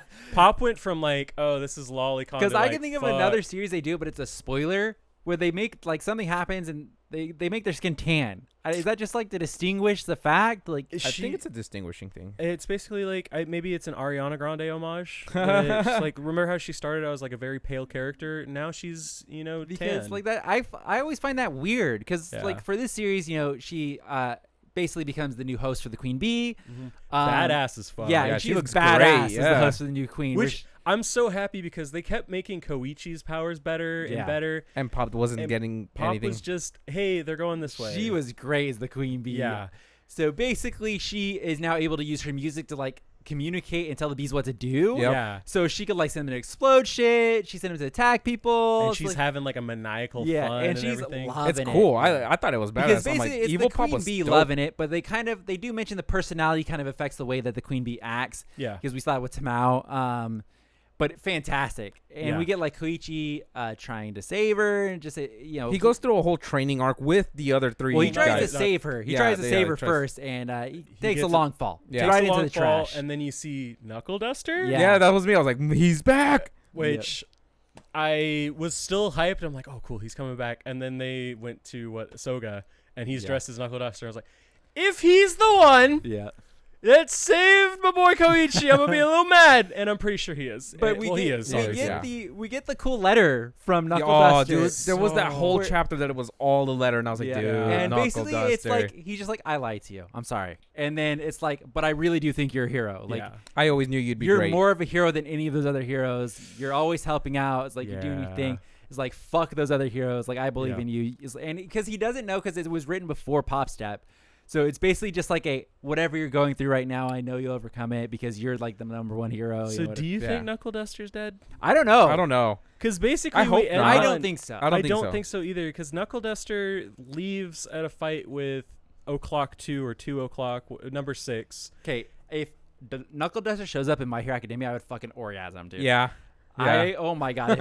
Okay, picture this final fight. All the heroes are getting together. All for One is broken free again. Okay, all of the villains are back together.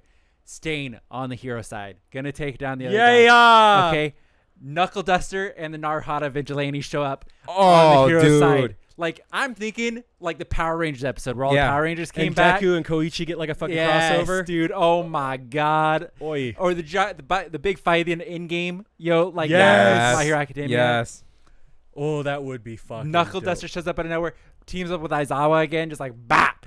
Like, I'm just a civilian here, man. So I would die. We here love the boys. Did you feel like Captain Celebrity was kind of resembled what's his face? But like I would say not personality wise, he just looked like him. Yeah, looked like him, and I would say he's almost like the good version of him. Yeah. Like there's scandals, but nothing major. Yeah. And then it felt like when Knuckleduster had the beard, he looked like the main. Yeah. Totally. And I was like, oh, is this an homage to the boys? Yeah. I couldn't tell. But it did look like that. But yeah, so because basically we leave off Knuckleduster fights O'Clock.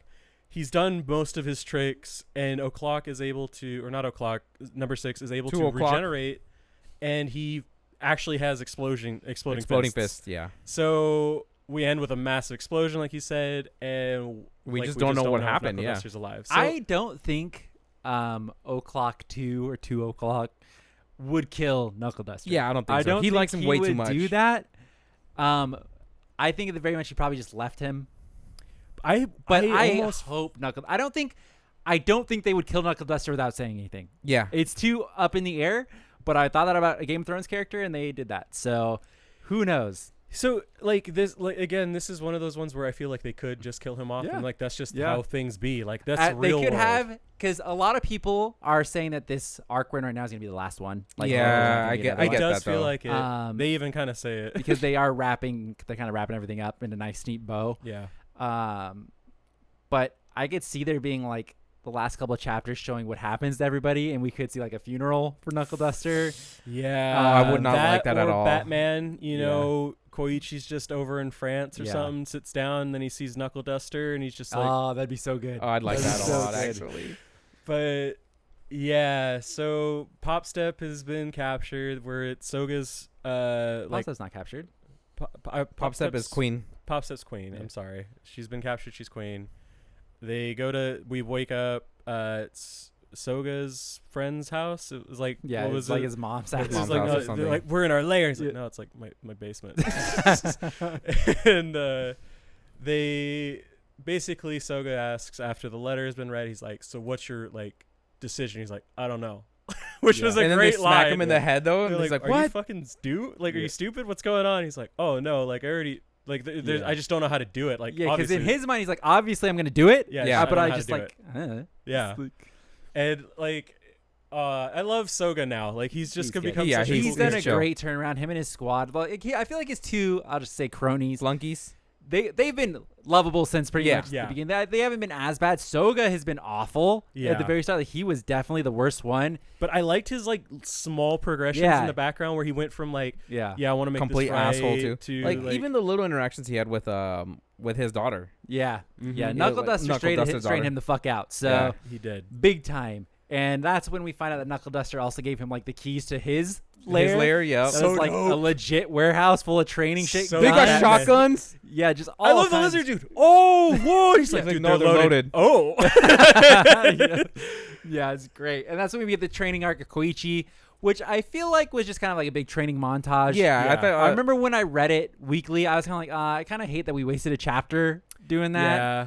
But it was okay as a whole. Because you learn that he's not just done, he's like been training, but he's also done his own training beforehand. And you learn he can shoot bullets, basically. He can make his repulsor ray ultra thin and fucking pierce shit. Yeah. People are like, dude, that's like a gun. What are you doing? Yeah. But they do find out that he subconsciously will not shoot it at a human. Yeah. And I also loved the face test. Do you remember that? Yeah. He's like, let's do a face test. Yeah. And he's like, bap, knocks the can over. Okay, that's fine. Bap, okay, you're pushing it on that one, and then blows him up. Yep. And she's just like pissed. He's like, okay, I won't do it with that one. Yeah. So you know what? I wonder if that is like his thing. Is he's just like his character arc is basically just removing his limiters because he limited himself when he was a kid. He didn't want to float because his mom kept smacking him. He kept tripping and falling, so he did the 3-prong thing. Pop Step would get mad at him if he hurt anybody, so he started putting limiters on how strong he was. It was like, he didn't want to get hit when he was, run over anybody or people miss him, so he only rode as fast as a bike. Now he's as fast as like Ingenium. Yeah, that shit's fucking crazy. Crazy shit. Yeah, he's strong. He's really strong. He's dopey, but he's strong as fuck. They literally... When they told me his powers in the very beginning, I was like, I don't know how you work with this. Like, this is impossible. I was like, I wonder how they're gonna make this super badass. Yeah. And then they did the one thing where he like flies up a building and then shoots off of it and then lands on the hand and floats around. I was like, hey, that's dope. Yeah, so we basically get his training arc, and I don't think there's too much of note to know here, except for the gang is kind of like, here's what you do. Here's our game plan. We're working on strategies. Soga's kind of like the brains guy. Right now, like, and he's really put in work. Like you see him staying up late, like trying to figure it out, basically trying to be Knuckleduster of the mine. And he's doing great. Yeah, he's doing a great job. And then they see the news report of Pop Step is back and fucking everything up, and they haul ass. And we get to see the hero side of it, where Endeavor. That's a little jump the gun there, Jose. Sorry, I went straight for him. Because we see that they basically sent out a lot of like peasant heroes first, and like, hey, like here are your routes. Just do your routes. We're gonna look around, and that's where we see Compass Man. Compass Boy. Yeah, where his power is actually pretty good. Fucking fantastic and hilarious. That's a good power. Basically, his power is he's just the Jack spins. Sparrow compass. Yeah, he is. He spins around a bunch, and whatever he wants to look for, or like a place, a person, whatever he's looking for, he immediately stops and points. Yeah. And he does it a few times. You don't believe it. He looks for like people who are still stuck in the middle of the combat. Well, he does it originally. He's like, I think we should go this way. And you're like, oh, this guy's a fucking idiot. He doesn't have a real quirk. And then he's like, there was explosions. He's like, we got to save people. Oh, shit, there's still like a bunch of people. Yeah. So you start running around. And guess who is running around with fucking Compass Boy? Nomura Rock. Yeah. Did anyone think... Compass Boy is not going to be working very long. Yeah.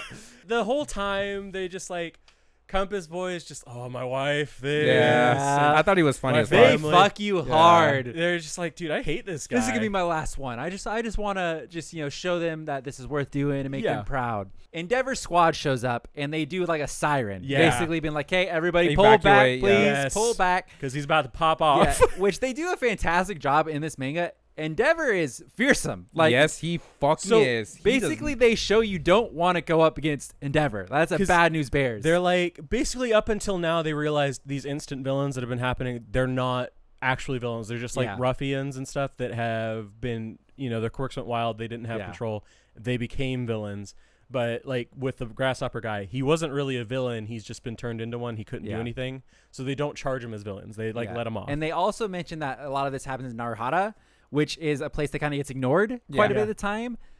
So it's not a lot of heroes coming through there until they, on the news report, they distinguish Pop Step as a villain.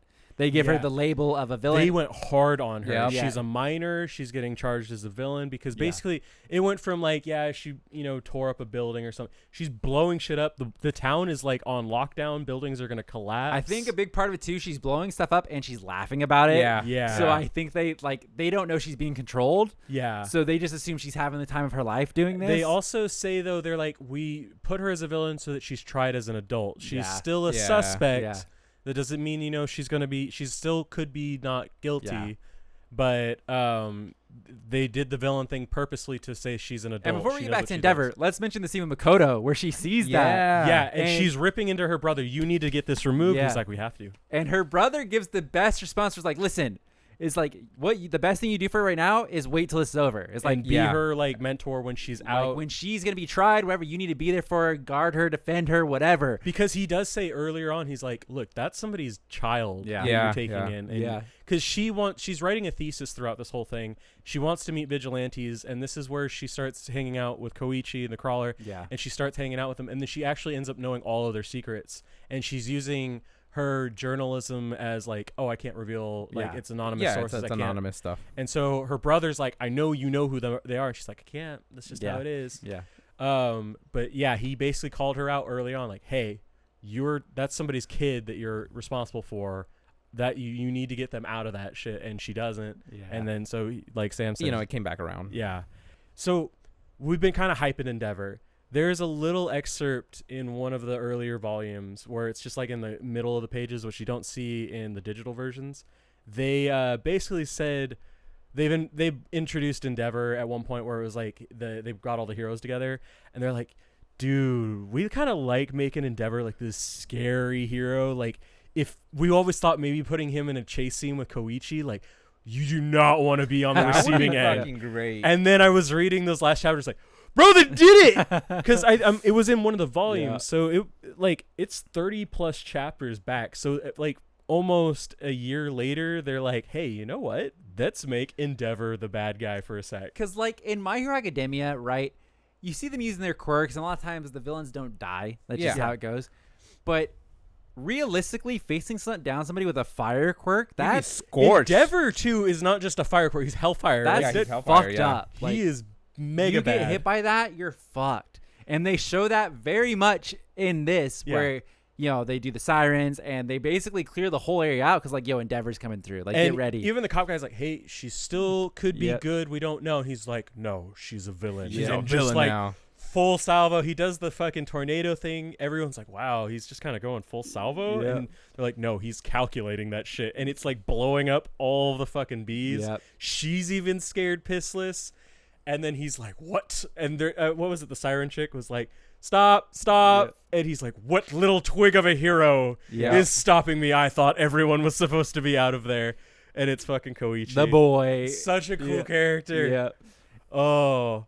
And, basically he starts running away with Pop Step. And we find out that, like, Endeavor very much has to cool down at this point. Yeah, they really play his, like, cooldown phase. But that's kind of cool because the whole reason, like, Todoroki and MHA was made was because his cooldown phase was such a hindrance to him. Yep.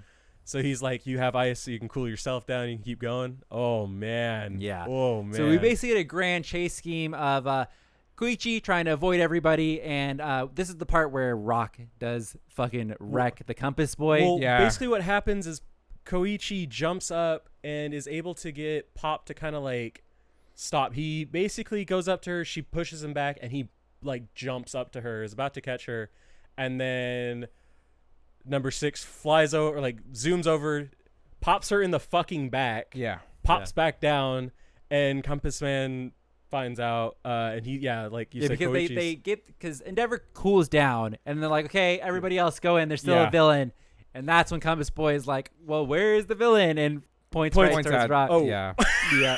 And Rock at that point is just like, yep, that's me, and then just beats the shit out of him. Well, he holds him up. He's like, I fucking hate people like you. You hate your family, blah, blah, blah. He's like, no, my family means everything. He's like, oh, yeah. You should have showed me that beforehand. Yeah. And then his hand is on the floor. It's not, we don't see that he's dead. His entire arm's blown off. Now we have a chase scene of Koichi is carrying the wounded Pop, and he is basically trying to avoid Rock and eventually Endeavor, because Endeavor is going for round 2. And what And Endeavor's pissed because he has an All Might hoodie on, and he's getting in his way. Yep. Yes, and it's so cool because Koichi like isn't like, oh dude, he's basically like, oh dude, I don't want to fuck with this guy, but he still goes right at him. Yep. Yeah. Flies over him, and then Endeavor does a cool move where he just like lights the whole ground on fire. Yep. And Rock's like, oh. Well, we get the a little bit of info on what Rock's goal is before that. Yes. Because Koichi runs into him in an alleyway, I think. Yes. And that's where he's like, oh, I'm the one that shot him, and you make, oh, he's just a hero. And Koichi's just like, oh, okay. Well, like, yeah. And then he's like, well, I shot him with something to control the bees. Oh, cool. Thanks. Yeah. And then it's like the whole time he's telling like, yeah, something that's going to be my grand entrance, and I'm going to save her, or I'm going to take you down. She's going to die, unfortunately, because I got to get rid of her because she knows too much. Yep. And then I'm going to be holding her in my arms. Like, I'll never let anybody like this die again. Yeah. And that's his grand scheme to be O'Clock 2. And he's going to have this dramatic backstory. He's got a little complex. He wants to have the perfect entrance so he could be immediately skyrocket to the top. Yes. And he's set this whole thing up, and that's his grand scheme. And finally, he switches into his hero costume that he's created and everything. So Koichi's like, fuck, and then takes off. And that's when we get him. He heads towards Endeavor, and Endeavor is now back up and ready to go. And so Endeavor does some badass move where he basically makes the ground like start to erupt. It's like lava, and all you have to do is just hop. And we get that from Rock's point of view. He's like, oh yeah, we just hop. It's like, and so Koichi and Rock hop, and then I think Rock puts together like, oh fuck, he makes people get up in the air so he can it's like they can't go anywhere, and then it blows up. Because he basically does the thing. He's like, oh, it's a simple hop. We'll get over this. And then Endeavor blows it the fuck up. He's like, oh, 2-prong attack. Yep. Nani. So then like Rock's freaking out because at one point Rock was like, hey, maybe I should just fall back or like maybe pretend to like work with Endeavor. Dude, Endeavor was but so he gets aggro. stuck in the blast, and then he's like, fuck. And then you find out Koichi has like rocket burst that just flies up. And so he sees Koichi. He's like, you fucking cheater. Yeah. And then he ends up actually getting burned alive. Yeah. So eventually he rockets himself into the air, Koichi and Pop now in the air. And they fucking go hella high like a rocket. Everybody's watching. Endeavor's watching. And he falls right the fuck back down. Luckily lands on a pile of trash. No, they set up like the airbag for him. They have to do it carefully because taking and removing it is illegal. Yes. And they do the way that it worked before with Tamao is that the person controlling it can tell it to just go full-fledged. Yeah. And he's saying if that goes to Pop versus a hero, it's just going to go full-fledged and destroy that body and move on. Yeah. But then they were having the problem where the guy purposely made it do that. The Rock shot her with a thing, and what the bullet did was trigger it. Yeah. It was like, well, not trigger. It was like triggered. it caused it to happen. Yeah, destroy yourself. Yeah. And so then it's like, fuck. So all the bees are coming after. Yeah. That was the other. It was a 3-prong chase, actually. It was the bees were chasing, Rock was chasing, and then Endeavor popped in. So, they fell onto the airbag with Soga, which was like, okay. And Soga was getting nervous. He's like, fuck, I got to do the eye thing. I got to pull it out. That was the first time Soga started stressing. Yeah. Like, he had moments like, oh, dude, like, these videos are shit. Yeah. Like, you don't see that with Knuckleduster, but he's, like, experienced. Yeah. And then you get to that, and it's like, oh, fuck. And then Baby Girl. Yeah, then Midnight. You see Midnight. I think Midnight saw him falling. I think yeah. It's the setup Midnight for that. saw him So she goes over there, and she's like, no, give me him. Give me him. Is like, everybody plug your nose, hold your breath. For 20 seconds, which is huge. I feel like that's going to get used. And I said give me him, but give me Pop Step. Yeah. She took Pop Step. And she basically sedates both Pop Step and the bee. Queen. Yeah. And she's like, okay, give her to me. I'll take her to get professional medical help. I'm a professional hero. Yeah. So in that point, Endeavor shows up, just like right there. Yeah. And dude, I was scared. I was like, he's oh, like, fuck. where's the other one? Yeah. And it's like, oh, fuck. He's going after Koichi. So Midnight is like, he got away, but I need to take her to get medical help. She needs it now. He was like about ready to kill Pop Step too, and she's like, no. Like, she's got intel. I was like, I'm taking her. Like, yeah, she's important to us. And you see Koichi is like stuck up on a wall right above Endeavor. To the point where he hits a water pipe to cool down. You almost think he saw, and he like punches the wall. Oh, and it's the wall that Koichi's on, and Koichi quickly like hops up on top. And then we get, you see Rock is up there with Koichi, and this is my biggest gripe where Koichi is too dumb. He is too dumb. Too dumb at this last part. He's like obliviously dumb because we get to see Rock. He's kind of like limping out of the shadows. And he's basically telling him his whole plan. Like, I fucking hate you. You fucking ruined it.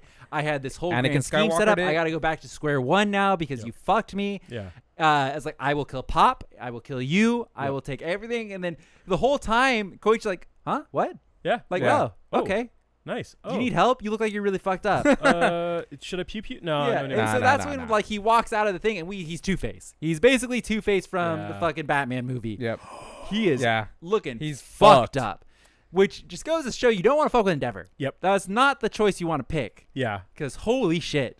And I mean, like, 2 o'clock's been broken as fuck, and then Endeavor shows up. They did a great job showing how the power differences between Vigilantes and heroes, though. Yeah. Like, it's great. Yeah. So, and then we basically, I think the last thing he does say is he's going to kill Pop and he's going to kill you too. And then he like slithers away. He falls down and then slithers, but like creates a weird blood ash circle and then drags off. Gross. Really gross. And that's basically where we're at now, right? Like that's the last chapter. Until next week, right? Yeah. There will be a chapter that'll come out next week. So the week after this goes up. And that's where we're at now. So let me ask you guys some questions and we'll see who gets the closest. Where is this going to go? What is going to happen? What is going to be the climax? What is going to be the ending? I thought this was already going to be the climax. So a lot of people thought that. A lot of people like this fight we're in right now. It's got Endeavor. It's got Rock. It's got the main people.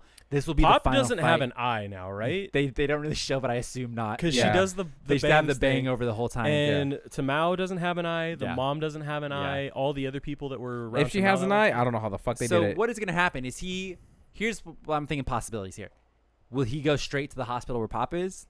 Rock, is that where he's gonna go? Are we gonna have a fight in a hospital? Oh, dude, fuck! That's like over level, fucking nonstop. So I don't think so. I think will there be a big break? I think there's gonna be a little break. You think so? I do too. I think there's gonna be more development in somebody else's story. I feel like Knuckleduster might come back. This is the time for Knuckleduster to make a comeback. Maybe they do a nice little break, and then we get a final reunion of the three of them together for the big final fight, and then that maybe will be the end. I do think Knuckleduster is going to die. Will we see any more All for One? Will there be any more mention of the fact that he's going to be at the very end, and he's going to be like time to move to phase 2? Oh, that would be cool. I agree with that with Josh. Shigaraki. It's going to be the Shigaraki and the No Moose. That would be cool. Yeah, because this, like, from the get-go, because basically before they started saying o'clock was an issue, where basically he had his powers ripped away from him, and he had his face cracked open. Yes. I was sitting there, I'm like, this has got like everything before. I was like, this is an All for One feeling. Like, that he's been the main bad guy in MHA. It kind of feels cheap to put him in at that point, but now it's like, oh fuck, like this guy's been doing it for years. Like, okay, just like in the shadows because they thought he was dead. Yeah. And he does it so well. I like the B thing because it kind of kept you away from thinking, this. But I want to know what the B thing is. I want to know who's controlling that because it feels like, is it just an experiment that they've created, or is it a quirk? Yeah, I don't know. Do you think it's gonna wrap around to the Doctor? I don't know. That's a great question. I don't know. Doctor somebody I know? No, probably we can't talk about it. It'll ruin stuff for you, Josh. But this dude. There is like, I don't know. I don't know where it's gonna go. It could go up to like Josh's ending could be good. It could go up to both All for One and the Doctor. That could be a thing. I don't know where they're gonna go. I have no idea. I was kind of on the same train of I thought this was gonna be the end where we were. Because we know number 6 is an experiment. Yes. He's a weird putty doll thing. You know, mean or imply there's 5 other numbers. Yeah. At least. Yeah. Well, we got 9 from the movie. Yeah. Oh, yeah, you're right. So if we wanted to drag it on, if I was like, hey, we got 5 other numbers at least. Yeah, exactly. Like, work we'll through just those. keep going. Yeah. But I do feel like those were failed experiments. I don't feel like it's a new number. And I feel like we have gone. wrapped almost everything up because, like you mentioned, I think a little bit earlier, they did set a finite time on they did. How long Koichi does this for. And I think he said does it was like 3 or 4 years. He does also mention that Knuckleduster was not in his life that long. Yeah. It was only a couple months. Yeah. I was like, oof, that's why it hurt. So I don't think Knuckleduster will come back for the end. Because there's a point before Pop Step goes evil. It's basically they're just like going out, and he basically says, this is my final jacket kind of thing. And it's like, this was the last year of the crawler. Yeah. Part of me thinks he could switch names. That's exactly what I was going to think. I think he's going to become a real hero. Yeah. That makes a lot of sense. I think Best Genus, like, adored him, you know, without saying anything on the TV. He basically said, we didn't mention either. Captain Celebrity adored him. Yeah, Captain Celebrity. Exactly. Yeah, he was one of the people. He was one of the 2 people he admired, and he was the other person. Makoto? Yeah, he's like, I do have a hero, and Makoto was like, yeah, he can't say though. Yeah, like, which is sad, but it was super cool. And then, the wife loved him, and Captain Celebrity was like, I tell you every day, I think you're great, and it's like it's so cool. But I think everyone has noticed this guy, and like this is gonna be one of the like, okay, vigilantism is the reason why heroes were made. Like it was because we needed something to protect people from supervillains, and we created the hero system. You are like the epitome of what a vigilante was supposed to be. Like you embody that. We feel like you should have an honorary hero license or something like that. Oh, that would be cool. Oh, that'd be sick. I just like, I don't see him not becoming a hero. I don't think Pop is a hero. I think he could though.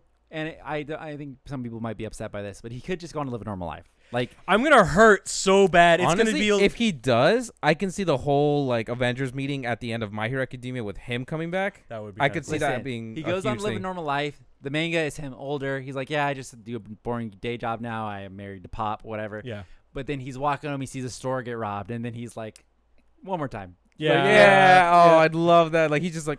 But I also feel like it could go Gurren Lagann, where it's just like, remember how he saved the entire existence of everything? He's a homeless now. He's homebo. I could see that. Sorry for spoilers. It's been out for years, but that I feel like that's the way this could also go, because like they could have killed Knuckleduster off. They could easily kill him off too. Because I saw people saying that they think that if any of the characters are going to be in My Hero Academia, they're going to wait until this is done. Completely. So they see like. And I do think what is the outcome? And I do think Jose's right. They'll. Like it'll be in like meetings. It's like, yeah, I knew your father, or I knew this, or something like that. And I think the detective, being that he's in both series, I feel like he's gonna get like he already knows the crawler. He knows that if the detective in the other series, like I know a guy. Yeah. Oh my god, I love that. I would love that. And I love how in the beginning they make it seem like what they're doing is highly illegal, but then they make it seem they kind of tell you like Knuckleduster is the one that's doing illegal shit. Yeah. Like, but then they blur the line. Yeah, so they you were guys just are doing kind of like almost self-defense, helpful citizen. Yeah, whereas like Midnight received it anonymously, gave it to Aizawa, so he has no idea. Then he gives it to the thing. He's like, look, I'm just giving you evidence. He's like friend from a friend. Yeah, which is awesome. I love the way that they're playing around the system. I love that even though the good cop is so straight-laced, he's kind of like. He's like slowly rubbing edges off her as like, yeah, this is what needs to be done kind of thing. I loved Aizawa when it was the two Hoda brothers and Koichi. They were basically fighting the octopus dude. Yeah. And it was basically like, wait, it's a squid. It's okay. Just everyone do this. Because it was basically, it went from, fuck, oh, he's a vigilante. He needs to be arrested to, hey, things are a little bad. Let's kind of just do this real quick. And then we get the fucking Praying Mantis dude, all the bants from that shit. Oh, I love their bants, dude. Those guys. It's so fucking It's a great. really well-written manga. Yeah. It's really good. The art is fantastic. Everything has a progression story. Yeah. The restaurant has a progression story. Yeah. Pop Steps like music future career has, to a future. I don't think so. I think he's going to become a professional hero. I think she's going to become like an idol. Or they had like a future like this could have been us, like we could have been they had that heroes. My daughter wants to be a pop star and all this stuff, and he's basically like, oh, your mom was pretty popular. It could just turn out to be exactly like that. And I think you're right now that you say that, because they wouldn't have spoiled that ahead of time. They wouldn't have said something without it being like that's what they want ultimately. Because basically, like Sam said earlier, Pops was having this like quarter life crisis where she's kind of coming to terms with a bunch of stuff, and she just thought it was never going to end, and they were just going to continue, and everything's coming to a halt. And I think you're right. They may just end. Like that was their purpose, and they're done. Okay, so I think we covered pretty much all of it. I think hopefully you guys can tell we all really liked it. It was all really good. I imagine everybody here is going to continue reading it. Yeah, I would say it's pretty unanimous across the board. Yeah. So we've got mega long. Yeah. So I think we. It's a lot. Rightfully so. Right. I mean. Okay, so that has been the Mangalku for this month.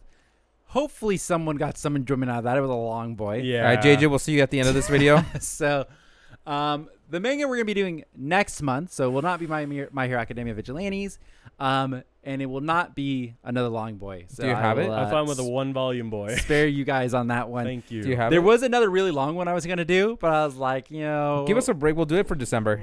The manga we're doing for next week does not have a physical release. Okay. Which Tokyo Revengers 2 is so weird to me, but it's even weirder than Tokyo Revengers, okay? Mm-hmm. Because it is not being distributed by anything. Huh. So, like for Tokyo Revengers, which watch that one, fantastic manga. Oof. I love it. We could read it legitly through just the digital versions, like through Kindle or Comixology or whatever. Yeah. However you want to read it. You could actually buy the digital copies because somebody's bringing it over. It just doesn't have an actual physical one. This one, no digital, no physical. No association with anything? So really? you got to get it off of your favorite sketch website. Google it.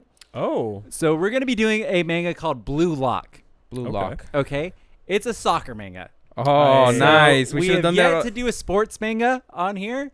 I love Haikyuu, which is a volleyball manga. Yeah. But that's manga and anime. We recently had the Captain Tsubasa video. We played Captain Tsubasa. We were terrible at it, but it was fun as fuck. So it's sports season, so we're going to do Blue Lock. And basically the setup is Japan loses at the 2018 FIFA World Cup, and so this is pretty recent. They start training for the 2022 FIFA World Cup. Nice. And I think that is as spoiler-free of a summary as I could get. Cool. But it's supposed to be fantastic. All right. Ooh, okay. And I am going to up it a little bit. We're going to do the first 4 volumes. 4 weeks in a month, we're going to do 4 volumes. That's 30 chapters. Okay. I'm hoping that we can talk about it and maybe bring attention to it because I wanted to read this. I saw a lot of people talking about how good it was. It's like, hey, where can I buy the volumes? Where can I buy, even the digital copies? Yeah. Nowhere. Fucking nowhere. So we're going to be talking about Blue Lock next month.